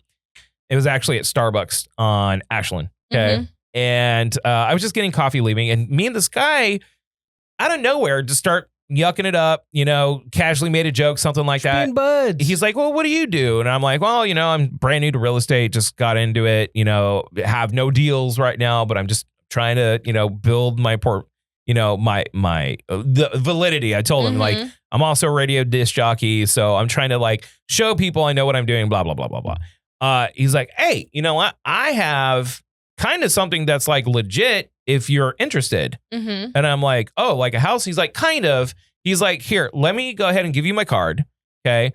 And let's meet up and have a meeting at Starbucks. You know what I mean? Don't worry. It's all legit, whatever. Sounds good. I was like, okay. Public meetings, always good. Exchange cards, whatever. So then we meet up like a week later and he was persistent. Like he would text and call and be like, hey, are you still down for the meeting? I'm like, yeah, absolutely. Well, because you're trying to build clientele. Right. Okay. We go and we sit down. He's like, I work for a company and I make ridiculous amounts of money. All right. And he's like, subtle brag. He's like, I didn't know how to do it when I got in, but I know how to do it now. Would you be interested in having so much money that you would never have to worry about it again? And I'm like, okay, well, what is it? Yeah. The conversation went on for 45 minutes and he refused to tell me what it was. Yeah. Sounds very pyramid-y. And I'm like, no. I was not getting those vibes. I was getting cleaning money vibes. And I was like, you know, I have to be real. Of course I want money. I'm only interested in legitimate real estate transactions. That's it. I'm like, can you tell me what it is. Just tell me what it is. Like, I would press him on it. I was like, just tell me what. Give me a title. Give me something. Give me something here, And he buddy. just kept on refusing to tell me. And I was just like, all right, man. Like, I'm sorry. If it's not buying or selling real estate, I'm not interested. I thank you. You know, the way he was saying it was not like, oh, it's a pyramid scheme. It's like, no, this is legit money. Yeah. Like, you will make money immediately and you'll have more money than you've ever had your whole life. Like, immediately. Okay. Okay. So I was either thinking, reflecting back on it, Maybe like money laundering or like drug business stuff. Yeah. Like one of the two. Like they need like a clean Like looking white guy. Yeah, like they use the money from drugs to like buy a home or something. I don't know. He was in like a non-assuming car, but he wore a very expensive watch. Like it was a Rolex. So I'm like, so he wasn't like flashy, but the way he presented itself did not seem like, oh, he's full of shit trying to like rope me into something. It was like, hey man, we need this now. Are you interested? And I was just like, no. So I think back on that too, and I'm like, well, how much money would I have made? You know what I mean? Well, until you hear FBI, open up. So I mean, the thing is like, okay, this is how people get roped into stuff. This is how people get roped into sex trafficking, to flaunt their money or whatever. People get wrapped into way over their head because, hey, you'll make $100,000 in like 2 months. Yeah. And it's legit. Yeah. Well, and you're like, what I kind of like that. what the cop had said to me about like his quote unquote wife was like, he probably was talking to her like online or something and was like, I am going to give you the most amazing life. You and your children. Yeah. You know, come to America. I got you. Probably offered her like some money or whatever. Welcome to Mendota. Yeah, like literally. Yeah. Welcome to Easton. Yeah. And then like here she comes and it's like, just kidding. I'm like, that's just. It's either that or like they do have money and stuff. They're like, you can live here, but you're going to have to earn it. Yeah. How do you earn it? Yeah. Yeah. Yeah, going back and forth on jobs. Yeah, I know. Anyways, we're gonna have to get the hell on out of here. Elliott, give me your shower thought. Okay, we'll leave it with the open prompt. Yeah, we'll leave it for, and I want you guys to comment either on the YouTube, Spotify's, whatever, on what you think is the protocol in this. And I was I flirted with the idea of telling you guys in the chat earlier, but I'm just going to tell you now because I watched Sinners a few weeks ago. Incredible movie. Go see it. It's probably going to be one of the best movies you watch all year. It's just how it is. But it's about vampires, in case you didn't know. And one of the main premises of the vampires in this one is the classic, I can't come in unless I've been invited, right? It's a big part of the movie. Light spoiler with that, okay? But I was thinking about it. Modern daytime vampires, right? Mm-hmm. Are they allowed to go into grocery stores? Because there's an automatic door. Now, my thing is that I would say yes, because it's open to the public and everyone is allowed in. Right. It's not a private residence. Right. But also, like, even when doors are open, you need permission still. Yeah, but the permission is implied. This is a dumb debate thing. But I think, and again, I'm just going from, and I don't want to over spoil it, but like from classic vampire lore, whether you're in a grocery store, whether you're in someone's home, whether you're in a shack, like they can't come in unless they are invited in. So if they were to go into a grocery store, try to go into a grocery store, would they be able to, even though the door is automatic? Okay. I don't have an answer yet. I've been thinking back and forth for like 4 or 5 days now, and I just don't have the answer. So here's the prompt. The prompt is, in a public grocery store with the automatic doors, do vampires, because of classic vampire lore, they have to be invited in somewhere? Like they could get into Walmart because there's a greeter. They would need to say, come on in. The greeter could be like, the welcome. greeter doesn't say come in. The greeter says hello. But the greeter could say, welcome to Walmart. You're in because you're welcome. We're going to get into nomenclature here. This is what I mean. Like, are they going to get in or not? So what do you think? Could a vampire, without being properly invited in, still get into a grocery store with automatic doors? Or do they have to be invited in? That's the question. You leave that stupid ass question. I'm like in my head, like, what even are we, like, I don't get Dude, that. I'm telling you, if it's a building in which everyone is invited in, because no one's not invited in, Yeah. I would assume vampires could get in. But that is a question for next week where we argue about more dumb shit. So just let us know. Do you think the vampires get into a grocery store or not? Yeah. Now, look, we also have shirts we're going to be offloading on you guys. So if you want a shirt, comment below. Got a couple people today. And thank you to all the Patreon people, all the We stuff love that you. came through. We love you. Thank you. We love you. We love you. Sub to our YouTube channel. Follow us on Spotify. A lot of people on Spotify were trying to grow the YouTube. So if you could, I fixed the ad problem. So now there's only one ad per long form episode. Go ahead and check that out. Go ahead and sub, please, because that's going to help Subscribe, us grow. and you might get a foot long. Yeah, a little Okay. foot long. A little foot long. Subscribe, and we might give you Yeah. a foot long. Jess, where can everyone find you? At Jess Schmidt Hair, 2 S's, not 3. And please follow and show your support at my Sirens and Sage Beauty on Instagram. and sage. Sirens and Sage. Sirens and Oh sage. my God. Anyways, Elliott. You can find me on Twitter at ElliottCams. You can find me on Instagram at ElliottJams13. You can find me here on anything and everything under the do-over sun. And you can also find me on a green screen coming soon. Yeah. Yeah, we got a couple things coming up your way with the green screen. That's pretty good. You can find me at the Do-Over 559 pretty much everywhere, or the Do-Over podcast. And then you can also find me at Hyatt Associates if you're looking to buy or sell a home. Period. Enough out of us. Let's get the hell on out of here. We love you all. We love Until you. next week. Subscribe. I love you. Bye. Subscribe.